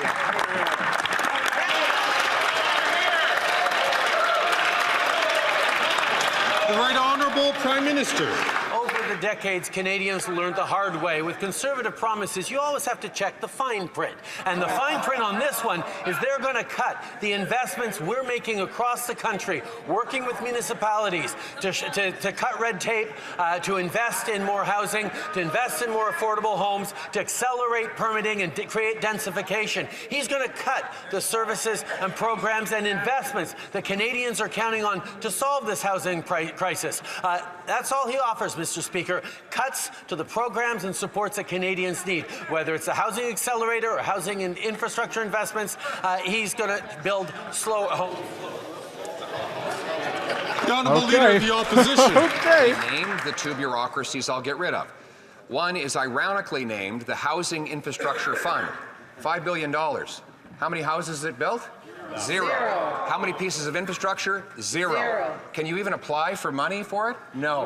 It's just for bureaucrats. Then there's the Housing Accelerator Fund, which his own Liberal housing minister says the fund doesn't go towards the cost of building houses. It doesn't actually lead to the construction of specific homes. The Housing Accelerator Fund doesn't actually directly build homes. So why not take the money, axe the tax, and build the homes? Hey! Actual evidence, actual info. Mr. Speaker, the Leader of the Opposition is intending to cut the Housing Accelerator Fund, which is all about yes, you just said that. Densification across our communities, accelerating the permitting and cutting red tape, using more public lands, creating more opportunities for public land to be used for the creation of affordable homes. It's about changing the way homes get built so they get built faster and more accessibly for Canadians. He's about cutting the programs and the services that Canadians rely on. That's what Canadians have learned about Conservative promises. Got to look at the fine print, and the fine print is cuts to things Canadians need. That's right. I will agree, it's a bit weird that people do treat him as like a god figure. Canadians I will agree. pay, Mr. Speaker. We will axe the tax, the sales tax on new homes under $1 million, saving up to $50,000 on a new home or $2,700 in lower mortgage payments every single year. By contrast, in the last 3 years, the number of young people who have ownership of a home today has fallen by half under this Prime Minister and his incompetent housing minister. So why won't he cut the bureaucracy, axe the tax, and build the home? I think people look at him like that, though, because he speaks the way he does when you compare him to Trudeau. Canadians have learned when Conservatives make promises, you've got to check the fine print. And the fine print on this one is cutting programs that are investing in building new homes right across the country, working with municipalities and delivering the homes that Canadians, particularly young Canadians, need. Now, if the Leader of the Opposition actually cared about young Canadians, he wouldn't be standing against the fact that we're asking wealthier Canadians to pay a little more in taxes to help young Canadians with buying a home, with creating a future, with creating the jobs that they need. We're going to continue to invest in young people for intergenerational fairness while he gives tax breaks to wealthiest. The honourable member for Bellay-Chambly. Mr. Speaker, all the parties in this House supported at various stages different measures. One, to help 1 million retirees in Quebec and across the country, and others to support farmers. We gave the government 5 weeks, and then the government said no. I'm wondering if the Prime Minister is saying that our proposal is bad because they voted in favor of it. And why does he not ask the relevance of the question to Quebecers with regard to his election? The Right Honourable Prime Minister, Mr. Speaker, the Bloc leader knows full well that in terms of protecting our farmers, we're moving forward and we're here to protect supply management. We're here to ensure that the Senate will adopt this legislation or an equivalent bill, because we'll always be here to protect our farmers. In terms of our seniors, we'll also always be here to protect them, whether it's in terms of dental care that has now been delivered to almost 1 million Canadians, particularly seniors. And we're also here to increase the GIS and extend OAS for older seniors. We're always going to be here for. That's very true, Sean. There's so much going on that it's hard to keep up, and the average person just simply doesn't care enough or doesn't have the time to. And yeah, man, it's actually insane. To get rid of the government. And it's more insane because you can't trust the people that are sitting in these seats. And when you have just a constant flow of things happening and you can't keep up, they are able to get away with so much. They are able to slip under the radar, sweep things into the rug, keep the skeletons in the closet, if you will.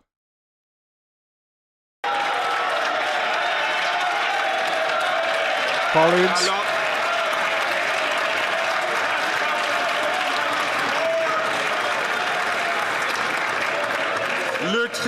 The Right Honourable Prime Minister.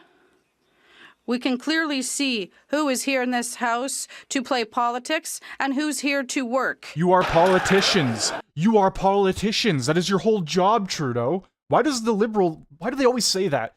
Oh, these people are here to play politics. It's your fucking job. Stop, please.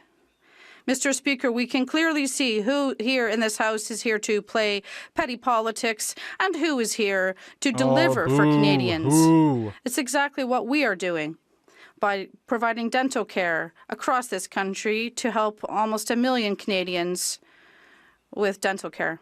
And we have been here to invest in more daycare spots, and we're going to continue to be here to deliver insulin free of charge for people who need it, who cannot afford it, and to provide contraceptives for people who need it. We have work to do, and we are doing it for Canadians. The honourable member from Burnaby South. Uh-oh. Rogers is ripping off Canadians with hidden TV box fees. Again, the Conservatives laugh about this while Canadians get ripped off. Very interesting. The Liberals help them do it by allowing the merger, the multi-billion-dollar merger with Shaw, and the Conservatives not only are laughing, but they don't care about it because their Conservative leader gets big checks from Edward Rogers. Oh, that makes sense. I get it now. Oh, Jagmeet. Don't go on talking about people getting money. People receiving money. You can't go doing that. Colleagues. In order for us to get through question period in the required time, it's important that members not be interrupted and that the chair can hear the question. And invite the honourable member from Burnaby South to start from the top and to ask his question. The honourable member. I'm curious if the Conservatives are going to laugh again when I mention that Canadians are getting ripped off by Rogers, who is charging them hidden fees every month when they rent their TV box. Now, I know that the Liberals have helped Rogers do that by allowing the multi-billion-dollar merger with Shaw. The Conservatives don't care about helping Canadians because their leader gets big checks from Edward Rogers. But my question is to the Prime Minister. Will he commit today to forcing Rogers to reverse these fees or ban them from receiving any federal what are the fees? What are they charging, though? That's the question. Mr. Speaker, over the past number of years, we've seen data fees and cell phone fees decrease across this country because of the efforts this government has brought in for more competition and for support for consumers. We know there's always more to do. We're going to continue to hold the telcos to account to deliver high-quality services to Canadians at affordable prices. That's something that we will continue to be there for. Here, here. That's right. The Honourable Member for Burnaby South. Allowed a massive merger to happen. In her documentary La Peur au Ventre, Leah Clermont-Dion shows that the anti-abortion movement is gaining ground. She shows how anti-abortionists are pulling conservative strings. Yep. Politics at its finest right here. Just a bunch of theater, a bunch of he said, she said, a bunch of we'll do this, but we're not going to. We promised to do this and this, but we won't deliver on it. The Right Honourable Prime Minister. Mr. Speaker, as a party and as a government, we always have been here to protect women's rights. We'll continue to do so and to increase access to health care services, reproductive services across the country. At the same time, I share the concerns of my colleague from the NDP. In terms of the Conservatives, and particularly there are members, Quebec Conservative members, that don't say anything when they have to defend women's rights. They don't speak up to fight back against conservative attacks against the women's right to choose. And oh my goodness. If people are complaining about there being hidden fees, maybe they're subscribed to services that were free at one point in time and are not anymore. 8 times to keep this government in power. It's the most centralizing and expansionist government in history. They've kept them in power. They voted two more times this fall in a confidence vote, even though they gave nothing to farmers or seniors. Once again, can the Bloc vote with us to end this government that does less for Quebec? Will the NDP finally break off its costly coalition with the government and call a carbon tax election? Yeah! But if they are jacking up the price monthly by 70%, then yeah, that would be, that would suck. That's not good. To the question of the Leader of the Opposition. We've been through this before. Uh-oh. At some point, the chair is going to have Greg. to cut questions if we continue to have questions which Greg. don't deal with the administration of government. Greg. The Honourable Leader of the Come on, buddy. Opposition. Mr. Speaker, the very angry housing minister has been up all night trying to dream up some snarky comment in response to the very Pierre's popular gonna get booted out announcement again. Common Sense Conservatives made yesterday to axe the federal sales tax on homes under $1 million. Something that his own advisor, Dr. Mike Moffat, has said is the most bold announcement of any federal party for middle-class home ownership. He took my idea on GST for rental housing. Will he accept this common sense plan to axe the tax?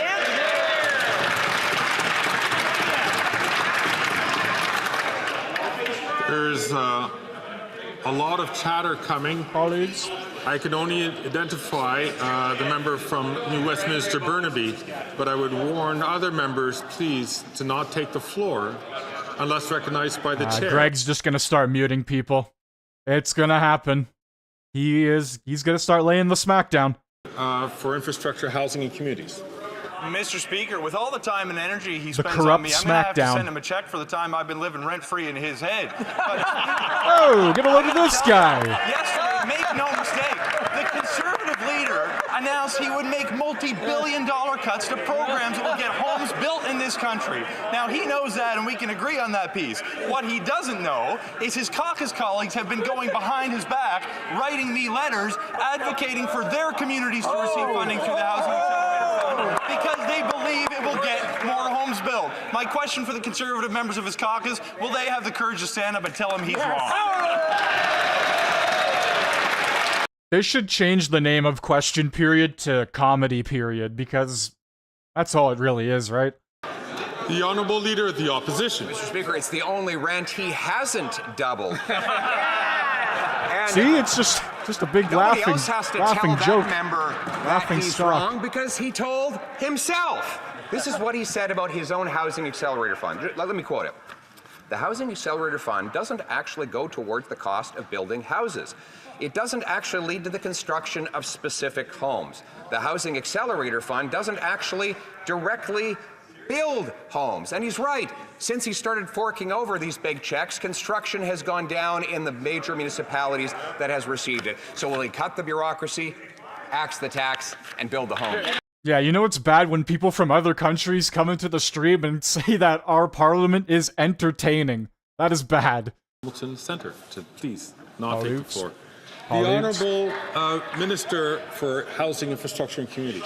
Mr. Speaker, there was a time not so long ago when the Conservative leader was actually advocating the government do more to increase density near the services that people need where infrastructure already exists. There was a time when he was actually advocating to do something to reduce development cost charges to make it cheaper to build homes in this country. There was a time he was advocating the government do something to actually speed up the process of permitting. Now that we've actually moved forward with billions of dollars of investments that are getting homes built, making changes, he's changed his view and says we should do nothing on any of these programs and blames the government for making the investments he once thought was a good idea. We're going to do what it takes to build homes. I wish he'd join us. The Honourable Leader of the Opposition. Mr. Speaker, he's done precisely the opposite. Since he gave Toronto $500 million, that city hall has jacked up development taxes by 40%. No wonder construction is down 20%. $500 million. That's probably why Holy Dr. Mike shit. Moffat, the minister's housing advisor, said that it's hard to deny that the Housing Accelerator Fund is turning out to be nothing more than a heist of tax dollars flowing from the feds to the municipality. So enough with the heists. Won't he cut the bureaucracy, axe the tax, and build the home? The Honourable Minister of Housing, Infrastructure and Communities. Mr. Speaker, I sometimes ask myself where they found this guy. He twists the facts to suit his narrative whenever he wants. It's almost like the Conservative Party, when looking for a new leader, hopped on Temu, typed in far-right conservative, and then spit this guy out instead. He opposes investments in affordable housing. He borrows lessons from his cousins south of the border when he opposes here we go, birth talking control about for MAGA. women. During the January 6th of Canada, the Here we convoy, go. he wasn't just telling people to stand by, he was bringing them coffee in the streets. Mr. Speaker, it might be election season in America. We don't need this far right-wing populism here at home. Get out of here. It's only far right to you because you lean so incredibly far left. You are so far left, the middle is closer to the right. The Honourable Leader of the Opposition. Mr. Speaker, speaking of leadership contestants, that member must be so uptight and angry because the polling shows that though Canadians want to fire that Prime Minister, the Housing Minister ranks dead last in the polls to replace him. And why wouldn't he? This is the guy who lost track of 1 million people when he was Immigration Minister. Right. He ignored warnings from his own department that letting in 200% more people would cause a housing shortage. And his own government spent the last week trashing his entire immigration record. How can arrogance and incompetence so comfortably reside in one man?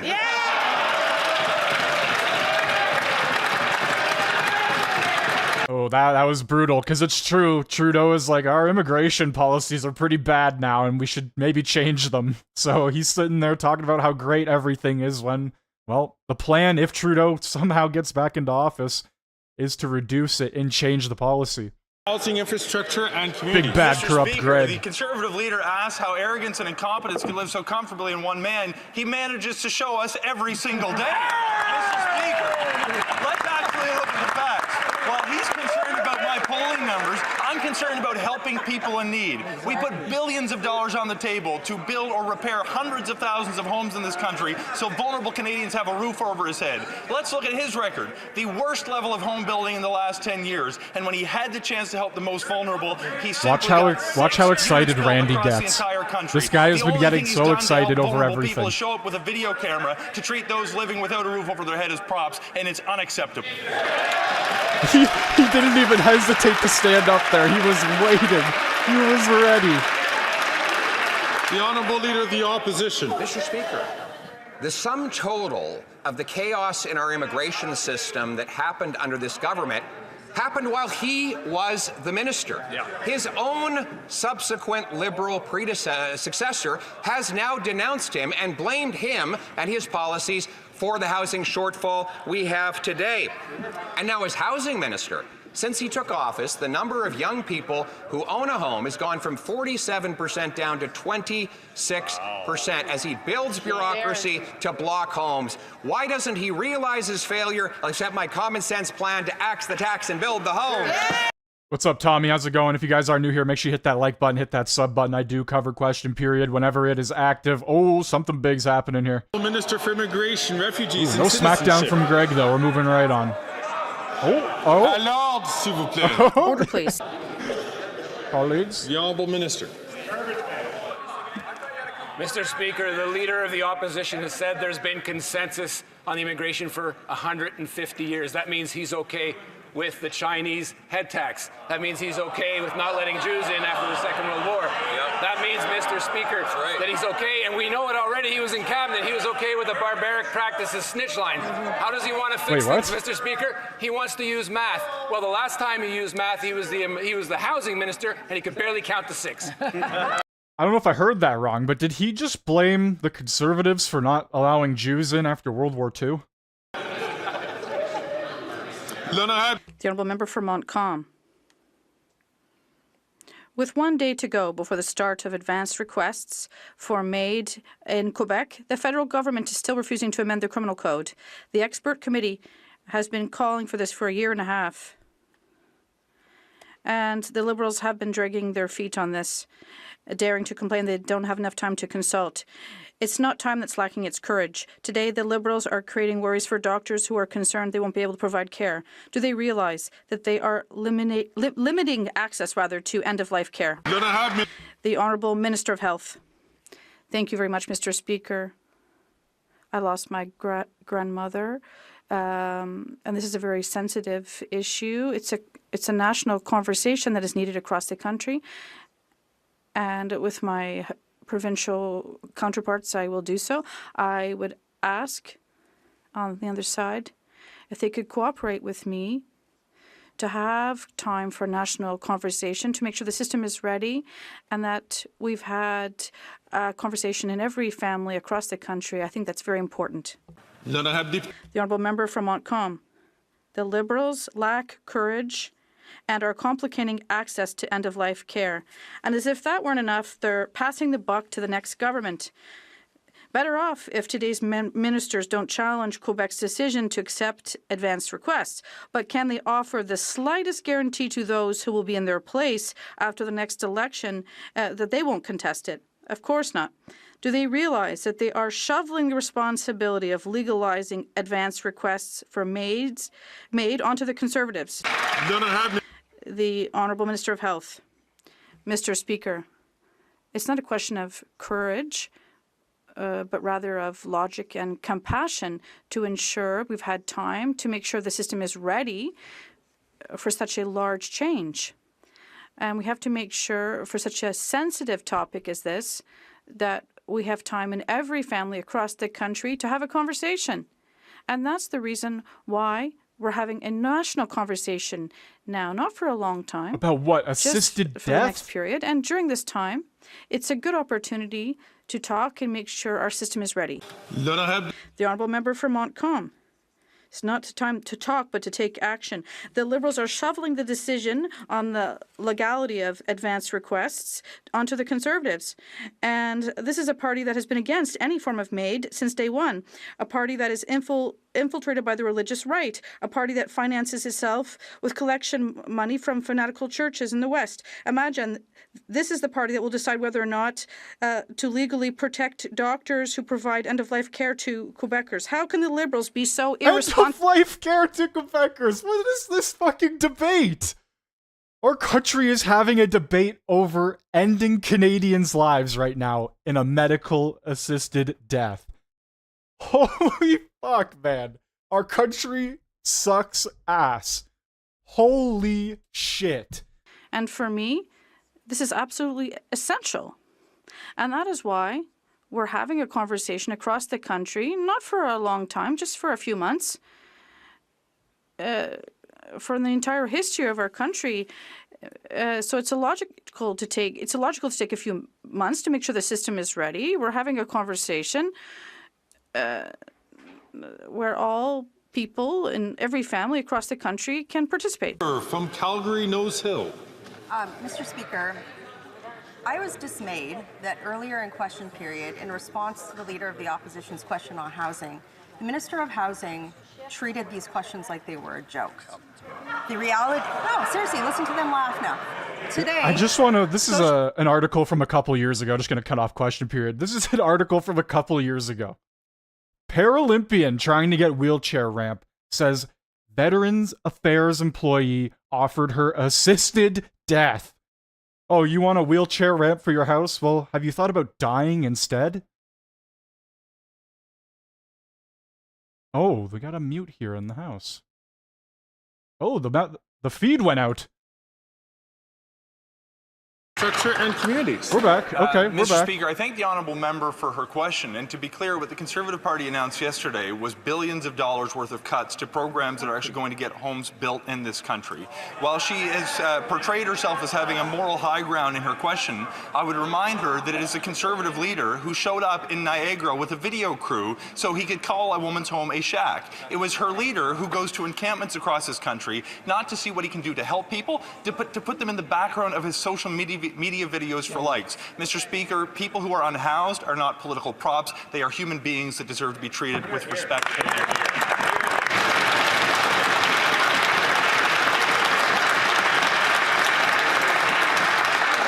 The honourable member from Calgary, Nose Hill. the Housing Accelerator Fund doesn't actually directly build homes. Who said that? The Minister of Housing. This is the same man who juiced temporary visas, knowing that students were sleeping under bridges, and were performing sex acts because they couldn't afford rent. This minister has been allowed to fail upwards. What is going on Even in our his country? caucus members know that. So when will the Prime Minister stop letting this minister fail upwards while Canadians are failing to pay their rent? Hear, hear. The Honourable Minister of Housing, Infrastructure and Communities. Mr. Speaker, the attempt to link very challenging life circumstances to the government's Housing Accelerator Fund is beyond disingenuous. She wants to talk about what her colleague members know. They know that this fund is actually helping get more housing built in this country. There is a number of them who are writing me personally asking that their communities be picked for funding because they know that it's going to succeed in building more homes in their cities. Mr. Speaker, my question is whether they will have the courage to actually stand up and tell their leader that he is wrong to make billions of dollars of cuts to housing like he was wrong when he did it when he was the minister.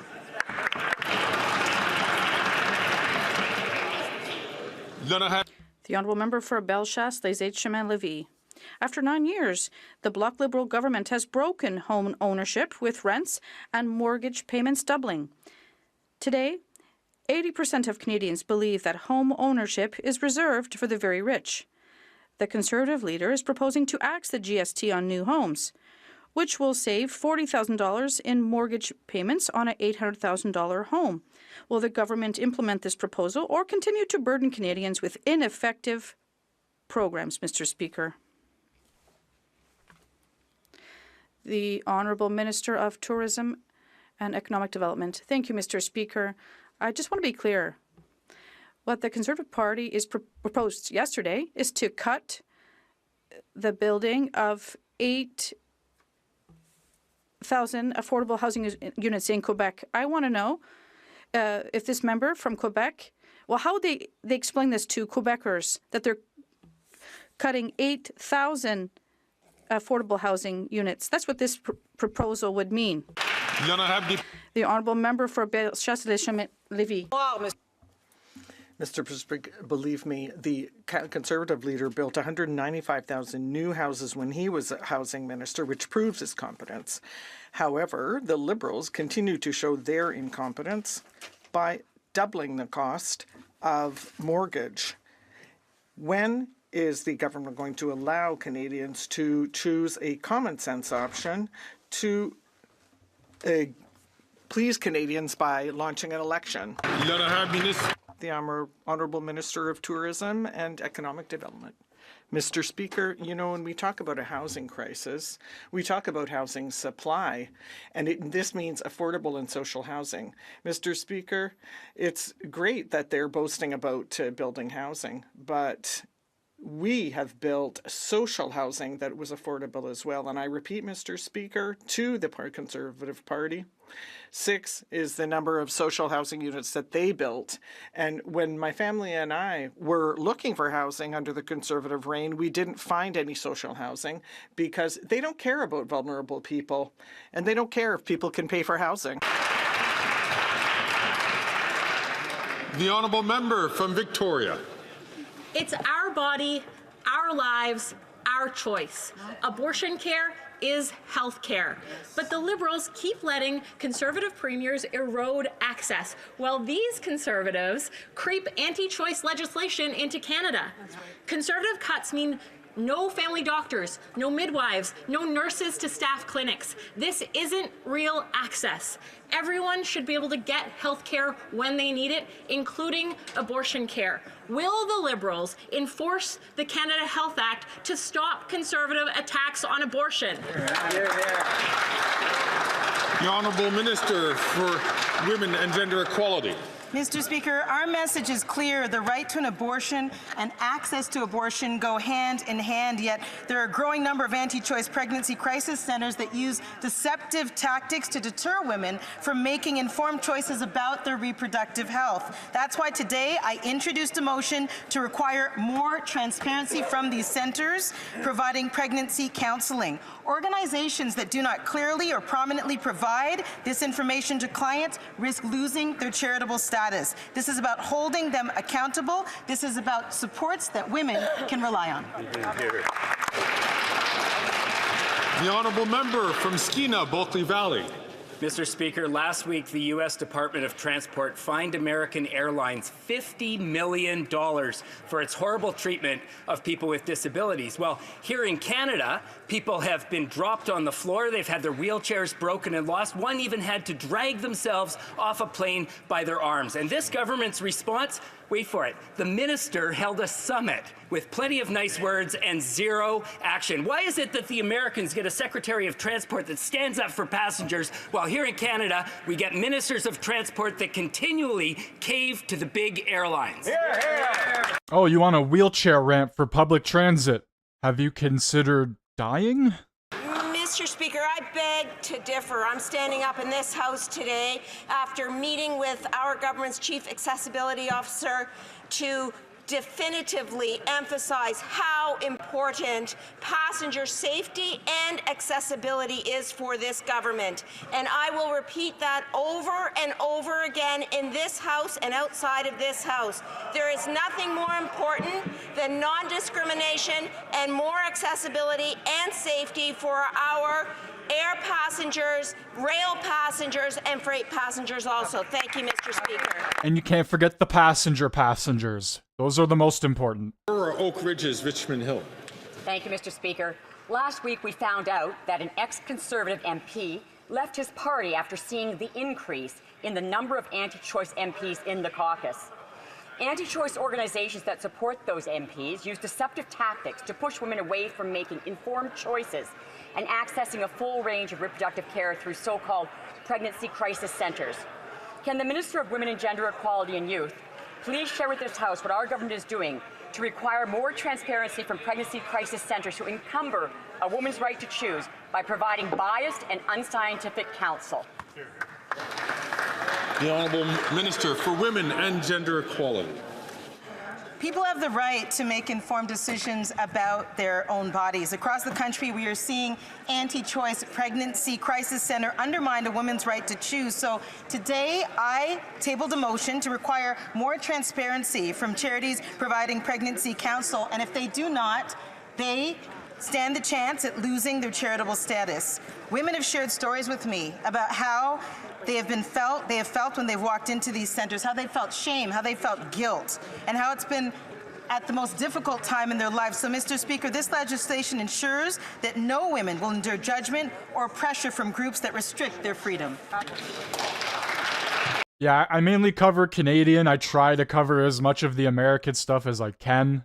But when it comes to pretty much every other country, there is way too much going on for just me to try and catalog everything and talk about everything. On a monthly basis. In Calgary, food bank use is up 28% over the last year, and that's because this Liberal NDP government put a 23% punitive carbon tax on everything. So will this Prime Minister do the right thing, take responsibility for the mess that he created, and call a carbon tax election?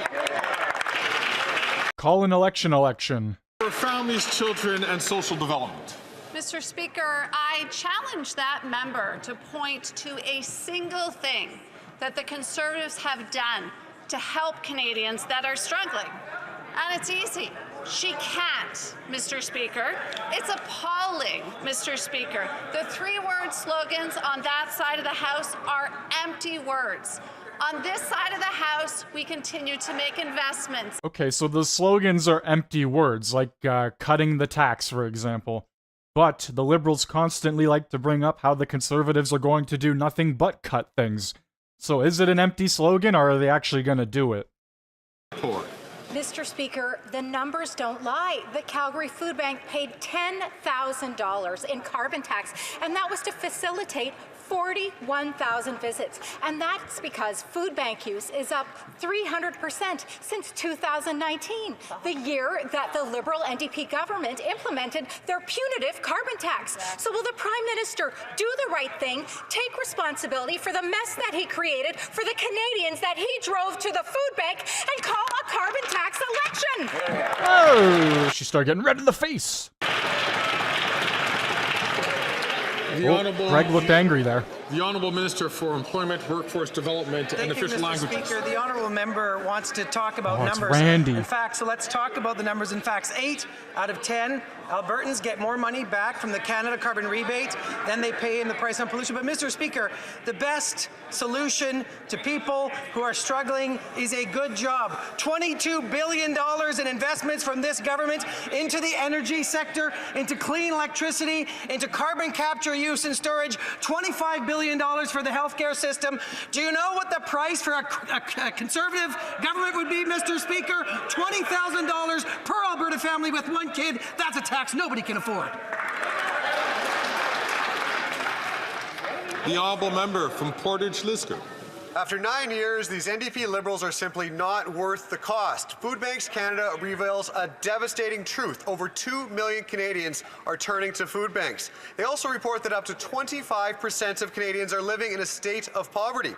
In Manitoba, food bank usage has surged by 30% in just the last year alone. And despite this crisis, the Prime Minister still thinks it's some sort of a brilliant idea to quadruple the carbon tax. So when will the Prime Minister put an end to this misery and finally just call a carbon tax election? The Honourable Minister for Families, Children and Social Development. Mr. Speaker, I had the opportunity recently to be in Manitoba and to announce that Manitoba has signed on to our National School Food Program. This year alone, Mr. Speaker, 19,000 additional kids in that province will receive food at school through this program. That's real children and real food, not the bureaucracy that the leader of the Conservatives would like to claim that this program is. That's the impact of the work that we're doing as we roll out this program across the country. The Honourable Member from Portage-Lisgar. Canadians recognize the impact of this Liberal government's policies, and it's that they're being recklessly driven into poverty.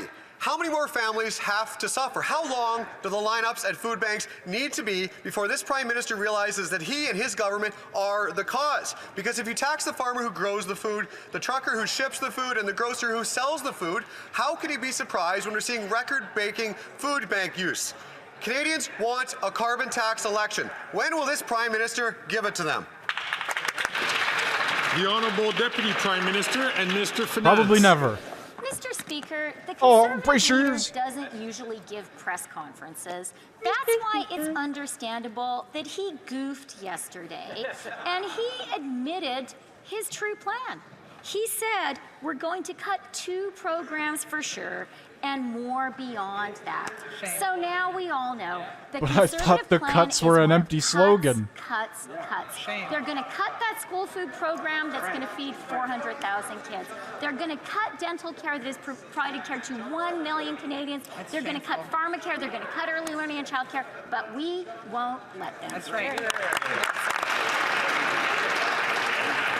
A bunch of The weirdos. honourable member for Avignon, La Métis Matane Matapédia. Mr. Speaker, at the Bordeaux prison in Montreal, the correctional officers say that there are so many drones that fly overhead that it's like an airport. They carry knives, drugs, and they smuggle in cell phones for the criminals in prison. And in Ottawa, they just sit back and sit idly by. Quebec is calling for phone signal jammers, and correctional officers want the same thing in federal prisons. But nothing is moving, except for the drones, of course. What is the minister waiting for to ban the use of cell phones in prison?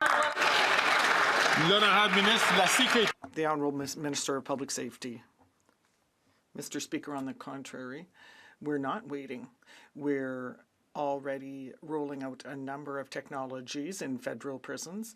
And obviously, we can't discuss the details of this technology capacity in public. I have visited some of these federal penitentiaries in Quebec, and I've seen for myself that the application of these technologies works.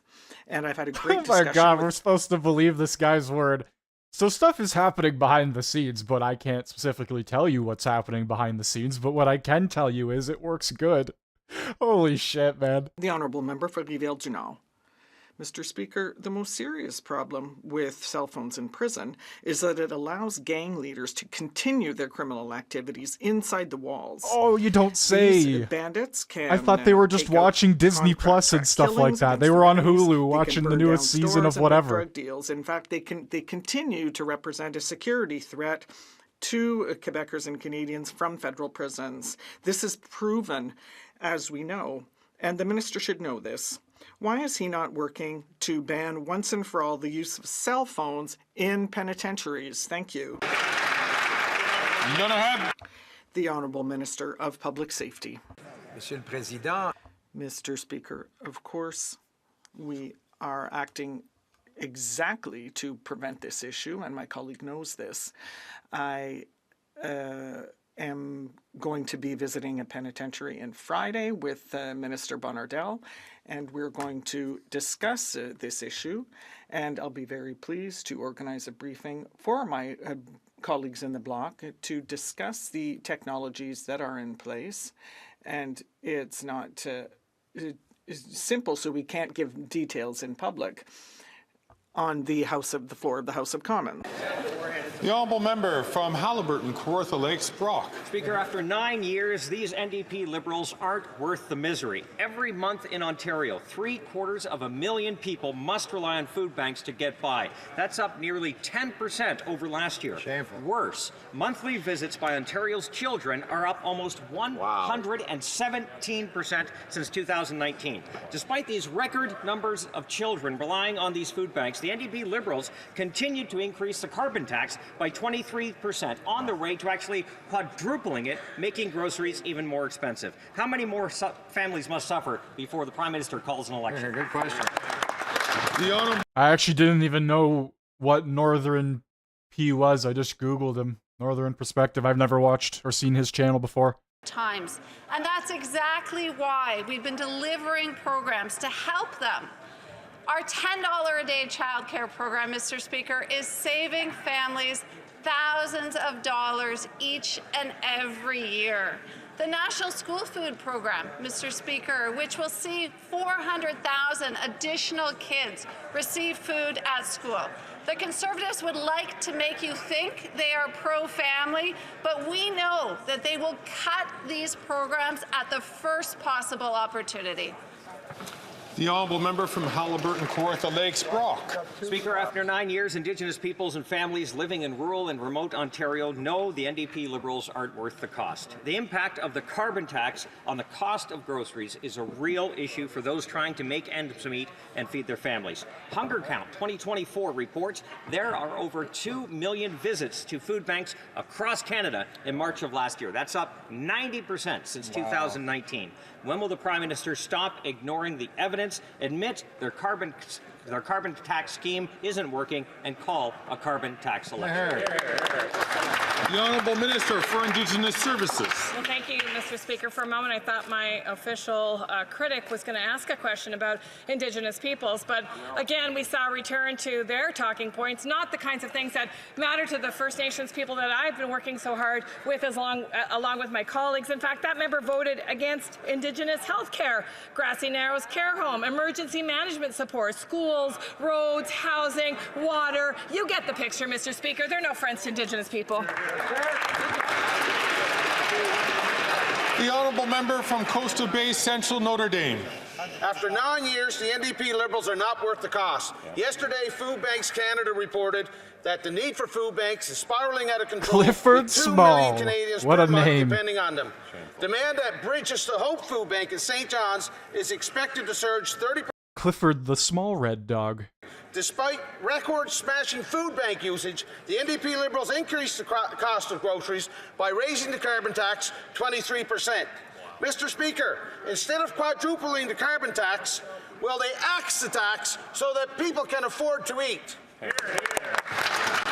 Instead of quadrupling the carbon tax, why don't they just double it and triple it and keep going? Let's just do it until nobody can afford anything anymore, because that's what is helping Canadians. Newfoundland now happens to be one of the leading places in the country for people getting care. And on average, it's saving them $730. Do you know that what it's going to save our emergency rooms and creating space? About $1.8 billion, the opportunity to serve emergency rooms. Imagine those savings. That's what they're going to cut. So when they look vulnerable people in the eye, tell them the truth. Tell them what you're going to do. You're going to take away their dental care. You're going to make sure they don't get the diabetes medication they need, and that's going to cost them big money, Mr. Speaker.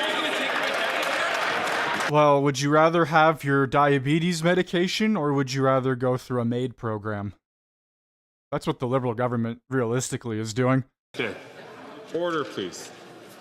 Then I have the honourable member for Sudbury. Mr. Speaker, the Leader of the Opposition continues to bury his head in the sand and refuses to take the security of our country seriously. All other party leaders have received their security clearance, but not him. Now, he doesn't understand clearly the importance of getting security clearance, so can the government... And you failed to notice the importance of why he does need it. Why does he need it? All you guys can do is repeat that he's putting his head in the sand, he doesn't need it or doesn't have it. But you failed to mention why it's important. You failed to mention what information that you are given by having it.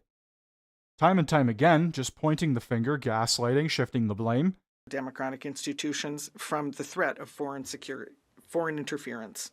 That is why we offered all party leaders their security clearance. Now, the Conservative leader is the only one who is shirking his obligations. Why?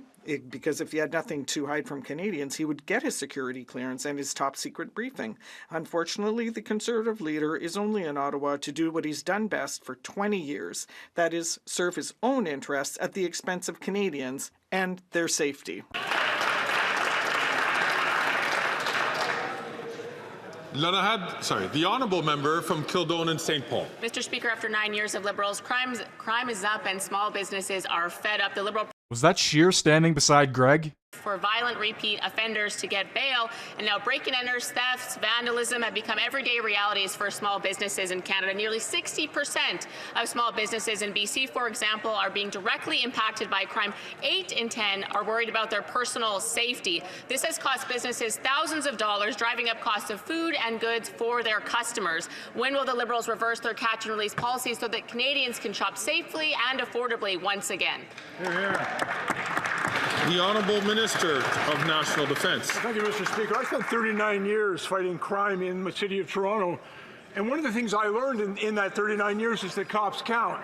But, Mr. Speaker, today there are 700 fewer police officers in the City of Toronto than when I was the police chief. And those are the same cops, by the way, who fought guns and gangs, gave evidence at bail hearings. This is the same Liberal government that has catch and release, the same Liberal government that wanted to defund the police a few years back when a certain thing happened in the United States. This is the same government that claims we're doing things for Canadians, we're banning small firearms even though crime continues to go through the roof. The Toronto Police Association themselves came out saying, we are drowning in crime right now. Violent crime. This Minister of Justice has showed us that he'd rather be soft on criminals than keep children safe. Paul Arcand reports that André Fèvre, a pedophile who led a social club of child abusers, which aimed to teach people how to lure and seduce children, was released by the parole board once again. The minister seems satisfied that experts say that his risk of reoffending is low, even though he has violated his conditions over and over the past 50 years. Is the minister aware of this? And if so, why is he not doing anything? The Honourable Minister of Public Safety. Mr. Speaker, my colleague knows very well that the parole board is independent. It's at arm's length from the government. It makes good decisions, and what it takes seriously is public safety. We're not going to comment on individual cases that are before the parole board. We trusted the board's work, and however, as my colleague, the Minister of Defence, said, we are very surprised to see how many cuts the Conservatives have made to the RCMP and the CBSA, and now they claim to want to fight crime gangs. From Sherwood Park, Fort Saskatchewan. After 9 years of NDP Liberals, taxes are up, costs are up, crime is up, and time is up. Now, Liberals have allowed fraudulent, non-Indigenous insiders and shell companies to steal contracts that had been earmarked for Indigenous businesses. Now that companies like Canadian Healthcare Agency and Dalian Enterprises, who got over $100 million each, have been removed from the Indigenous business list, they should pay back the money that had been set aside for Indigenous companies. When will this government get our money back from bad actors who pretended to be Indigenous?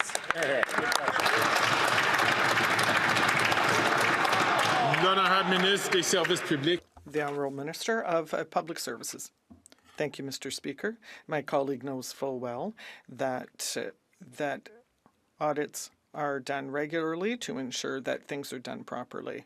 What my colleague has not said, though, is whether he is in favor of these targets to be granted to Indigenous businesses. Order. The Honourable Member from St. John's East. Please. Mr. Speaker, protecting a woman's right to control her own body includes access to clear and transparent choices in health care.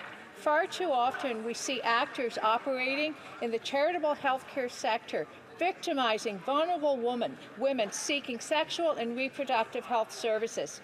Can the Deputy Prime Minister and Minister of Finance update the women of this country what this government is doing to ensure they are protected from these nefarious predators?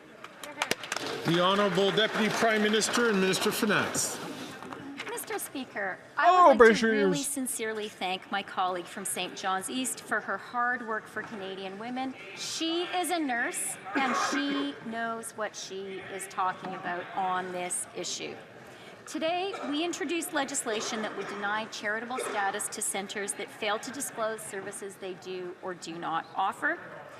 This is Trudeau is so checked out. He's like daydreaming right now. What is he even thinking about? Having control of their own bodies. He's thinking about going on another multi-million-dollar trip.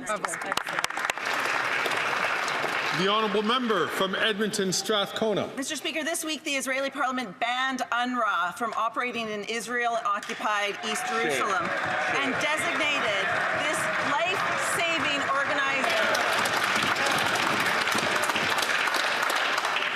Colleagues, I need to hear the question. The Honourable Member. The Honourable. I heard that one. From Edmonton Strathcona for the top, please. Tax dollars going to This week the Paris. Israeli Parliament banned banned UNRWA from operating in Israel and occupied East Jerusalem and designated this life-saving organization as a terrorist organization. Millions of Palestinians are living through hell and they need aid, and there is no aid organization that can do what UNRWA can do on the ground.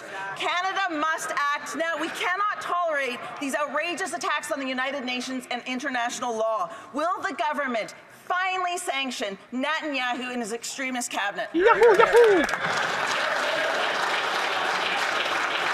The Honourable Minister for International Development. Mr. Speaker, we expressed serious concern about the passage of the legislation by the Israeli Parliament that undermines the operations of UNRWA. As the member opposite has stated, UNRWA is the backbone of the humanitarian response that supports over 2 million civilians in Gaza, Palestinian civilians. This poses a significant risk and an obstacle to more aid going in. We urge the Israeli government to allow UNRWA and the organizations that depend on UNRWA's network to do the work that is necessary to continue to deliver aid without obstruction. Thank you very much. The honourable member from Burnaby South. Uh-oh. That response did not respect the seriousness of what's going on and the dire situation that's going on. I want to take a moment now and talk about an event that's one of the premier events in Toronto, something that so many people come to, brings millions of people together, creates thousands of jobs. It's the Toronto Caribbean Carnival. It is one of the most important events in Toronto, but sadly, because of Liberal government underfunding, this festival is at serious risk. So will the Prime Minister commit today to the appropriate level of funding to protect this vital festival that celebrates Caribbean culture and the Caribbean diaspora in the GTA? Here, here. The Honourable Minister for Diversity, Inclusion and Youth. Mr. Speaker, for the DEI. last few years, this government and our government have been proud to support the Toronto Caribbean Festival. That's something that brings hundreds of thousands of people from around the world to the city of Toronto, and we're going to continue to work with the organization to support the work that they do in bringing and celebrating the Caribbean Festival in this country. Thank you, Mr. Speaker. Colleagues, it being 3:17. Question period has come to a close, but I'm curious to see what happens, so let's continue. Rising on a point of order. Mr. Ooh, Speaker, we got a point of order. While my colleague was answering a question, the member for Charlebourg-Haute-Saint-Charles referred to a member of the Conservative Party from Richmond, Arthabaska, a former member, used non-parliamentary language, disgraceful language. I ask him to withdraw his comments and apologize to the member, Mr. Speaker. Boo-hoo. I appreciate that point of order. The Speaker will listen to the recording. I bet you he went home and cried all night. Honourable Minister. He sat in the shower crying all night over the comment that was made just to get this point of order today. When my honourable colleague was answering the question, they had my name up on the screen. I know that we're both of similar backgrounds, but we are different people, and I would really appreciate it if the correct name would be shown when the other person is speaking. Let's do better. Uh-oh, racism. Racism. I appreciate the Honourable Minister raising this point. It's one which we always strive. Order, please. Order, please. Colleagues, it's one which the House of Commons, we always strive to making sure that we are accurate in what we do, and we apologize to the Honourable Member and the Honourable... Makes one minor slip-up on the name on the board and cries, more or less cries that, you know exactly. On the sub-amendment of Mr. Seaback to the motion to concur in the 8th report. Like, come on, it was a simple mistake. Move on. This isn't a point of order. We don't need to discuss this with everything going on in the country. Well, Mr. Speaker, my name was not fairly represented on the board, and I need that to be corrected, please. Let's just continue, shall we? Unreal. Like, everything going on in this country, and they're complaining about insults and their name not being on the board. my God, these are the people leading our country, running different facets of our country, these MPs, these ministers. And they're all soft. I don't know what to say, man. You can't be that soft. You just can't.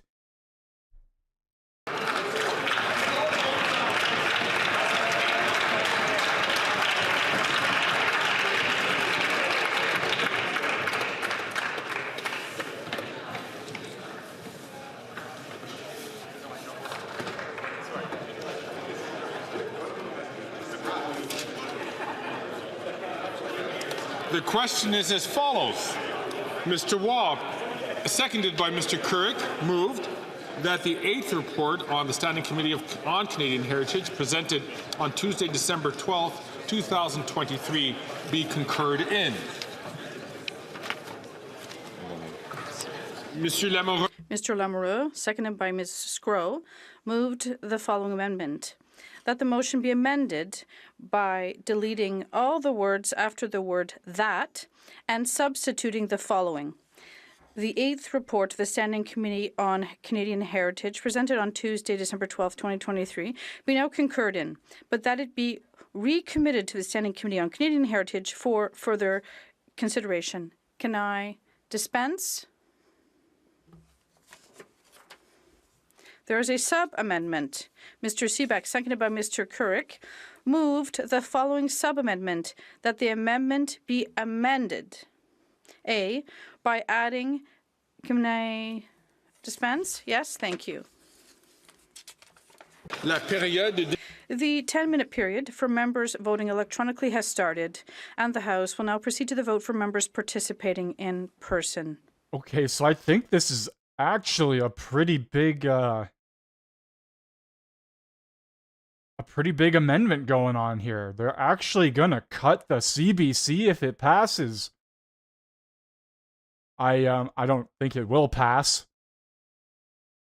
Obviously, the Liberals would not want that. Going into an election year next year, they would definitely not want that. I highly doubt the Bloc would be for it either. But I don't know. Well, I guess we'll see what happens here. Mitch. Mr. Couric. Mr. Couric. Mr. Jennings. Mr. Jennings. Mr. Small. Mr. Small. Mr. Lawrence. Mr. Lawrence. Mr. Berthold. Monsieur Berthold. Mr. Workington. Mr. Workington. Mr. Aboutayev. Mr. Aboutayev. Mr. Seeback. Mr. Seeback. Ms. Ferrari. Ms. Ferrari. Mr. Viss. Mr. Viss. Mr. Doherty. Mr. Doherty. Mr. Macaulay, Edmonton West. Mr. Macaulay, Edmonton West. Mrs. Goodridge. Mrs. Goodridge. Mr. Moore. Mr. Moore. Mr. Godin. Mr. Godin.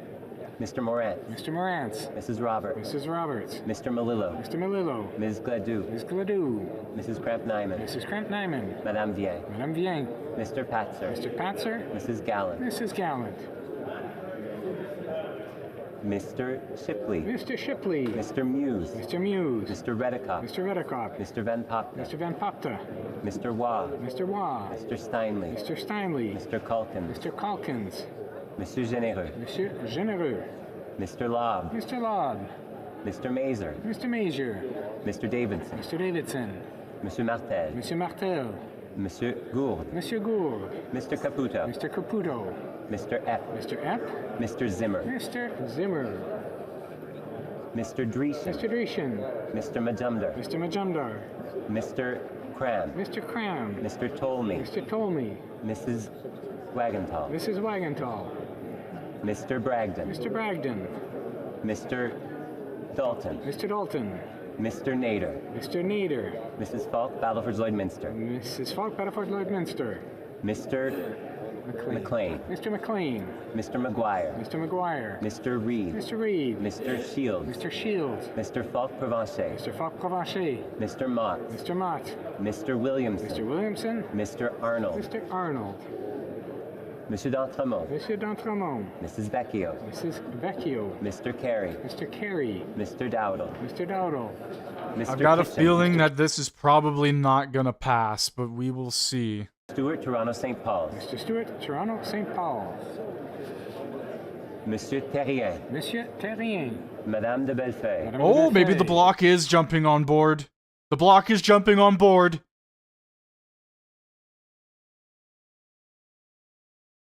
Okay, hold on. We might have something here. Saint-Clair de Gagné. Madame Saint-Clair de Gagné. Monsieur Trudel. Monsieur Trudel. Madame Bérubé. Madame Bérubé. Madame Bérubé. Mr. Julian. Mr. Julian. Mr. Massey. Mr. Massey. Ms. Collins Victoria. Ms. Collins Victoria. Ms. Matheson. Ms. Matheson. That's the NDP as well. Ms. McPherson. Ms. McPherson. Mr. Green. Mr. Green. Mr. McGregor. Mr. McGregor. Mr. Backrack. Mr. Backrack. Madame Hughes. Madame Hughes. Mr. Cannings. Mr. Cannings. Mr. Davies. Mr. Davies. Ms. Barron. Ms. Barron. Mr. Desjardins. Mr. Desjardins. Ms. Zarillo. Ms. Zarillo. Ms. Kwan. Ms. Kwan. Mr. Morris. This actually might pass. Hold on.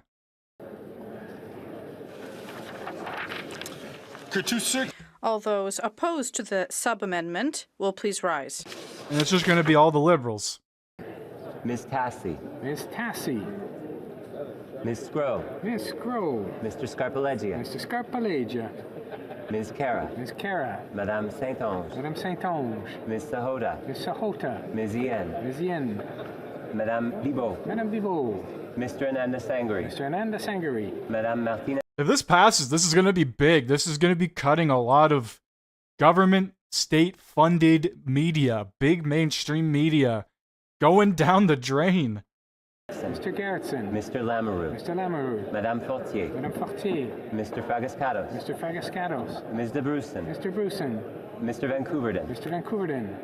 Mr. Kuzmarchuk. Mr. Kuzmarchuk. Mr. May Cambridge. Mr. May Cambridge. Ms. Dillon. Ms. Dillon. Ms. Zarevitz. Ms. Zarowitz. Mr. Hardy. Mr. Hardy. Monsieur Yakino. Monsieur Yakino. Monsieur Lightbound. Monsieur Lightbound. Mr. Cedar Brampton East. Mr. Cedar Brampton East. Mr. Badaway.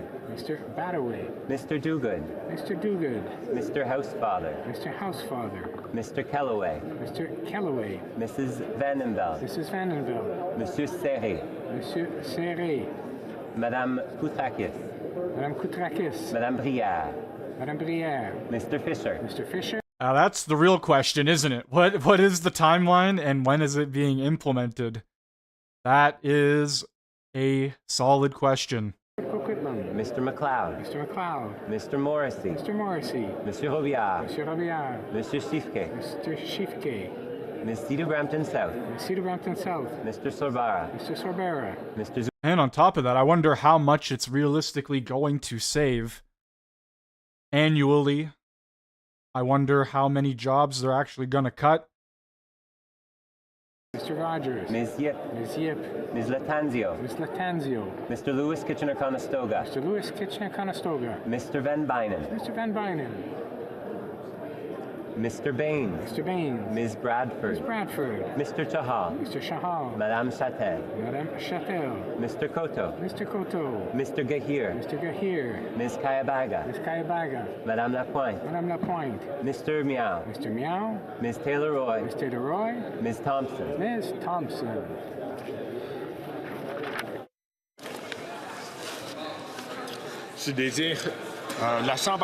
The House will now wait for the electronic voting period to end before resuming its proceedings.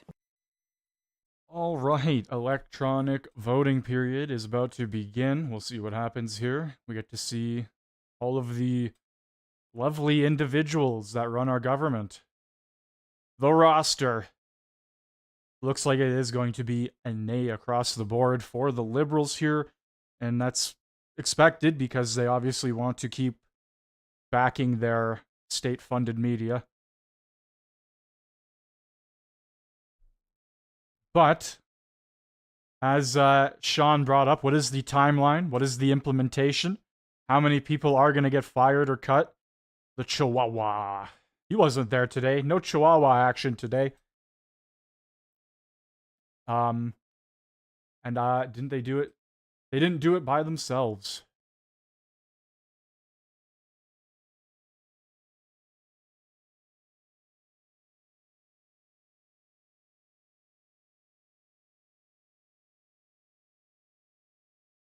Hope everybody is having a great day or night, depending on where you are from.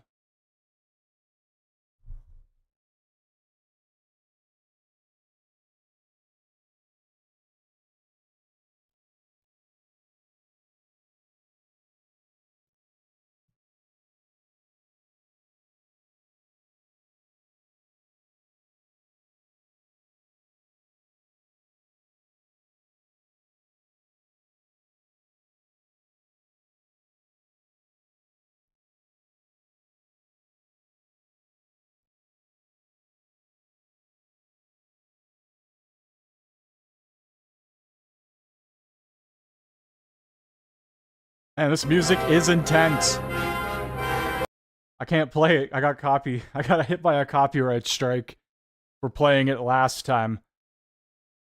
Have to keep it muted for the time being.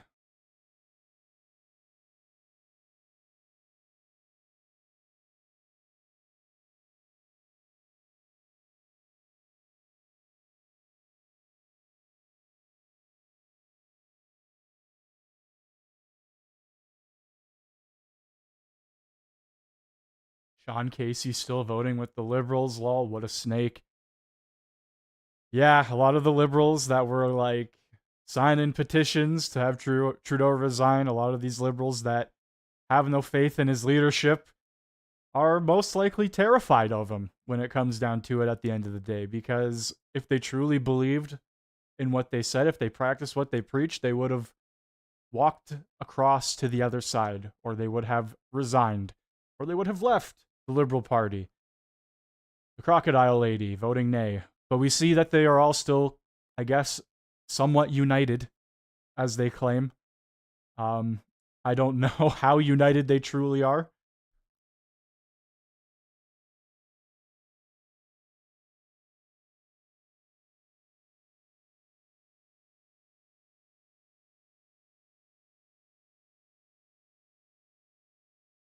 Jagmeat. Uh-oh.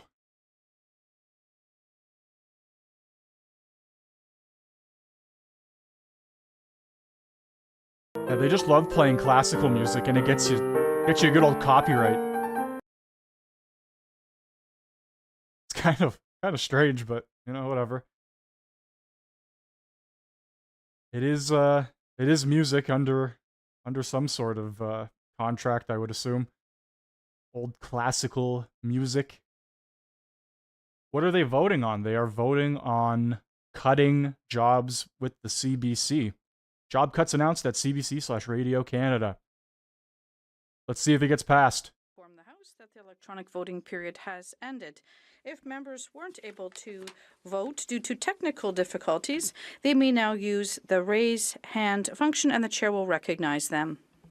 The table will now compile the results of the vote.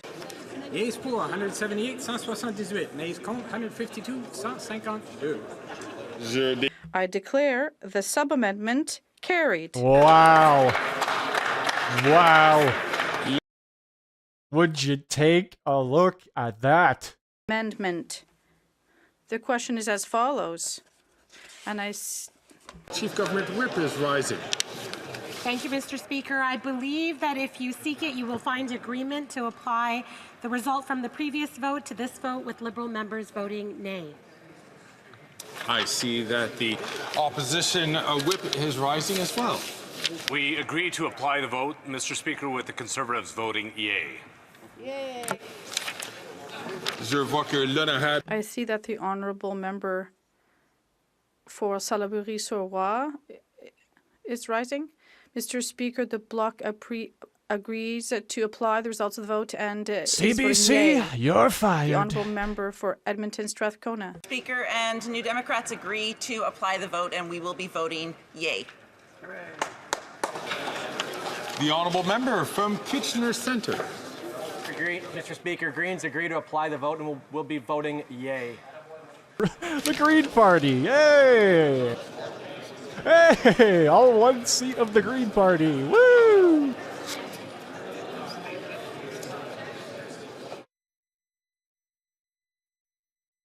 All right, I think that is gonna do it for me today. Thank you all for joining on this interesting day of question period. Pretty interesting bill that just got passed here. I'm kind of curious to see what exactly happens in the future here, if anything does happen at all. Obviously, they passed it. Just a matter of time. Anyway, I will be live tomorrow for question period and Thursday. I will see you guys tomorrow around 1 p.m. Eastern Standard Time. Take it easy and have a great rest of your day or night.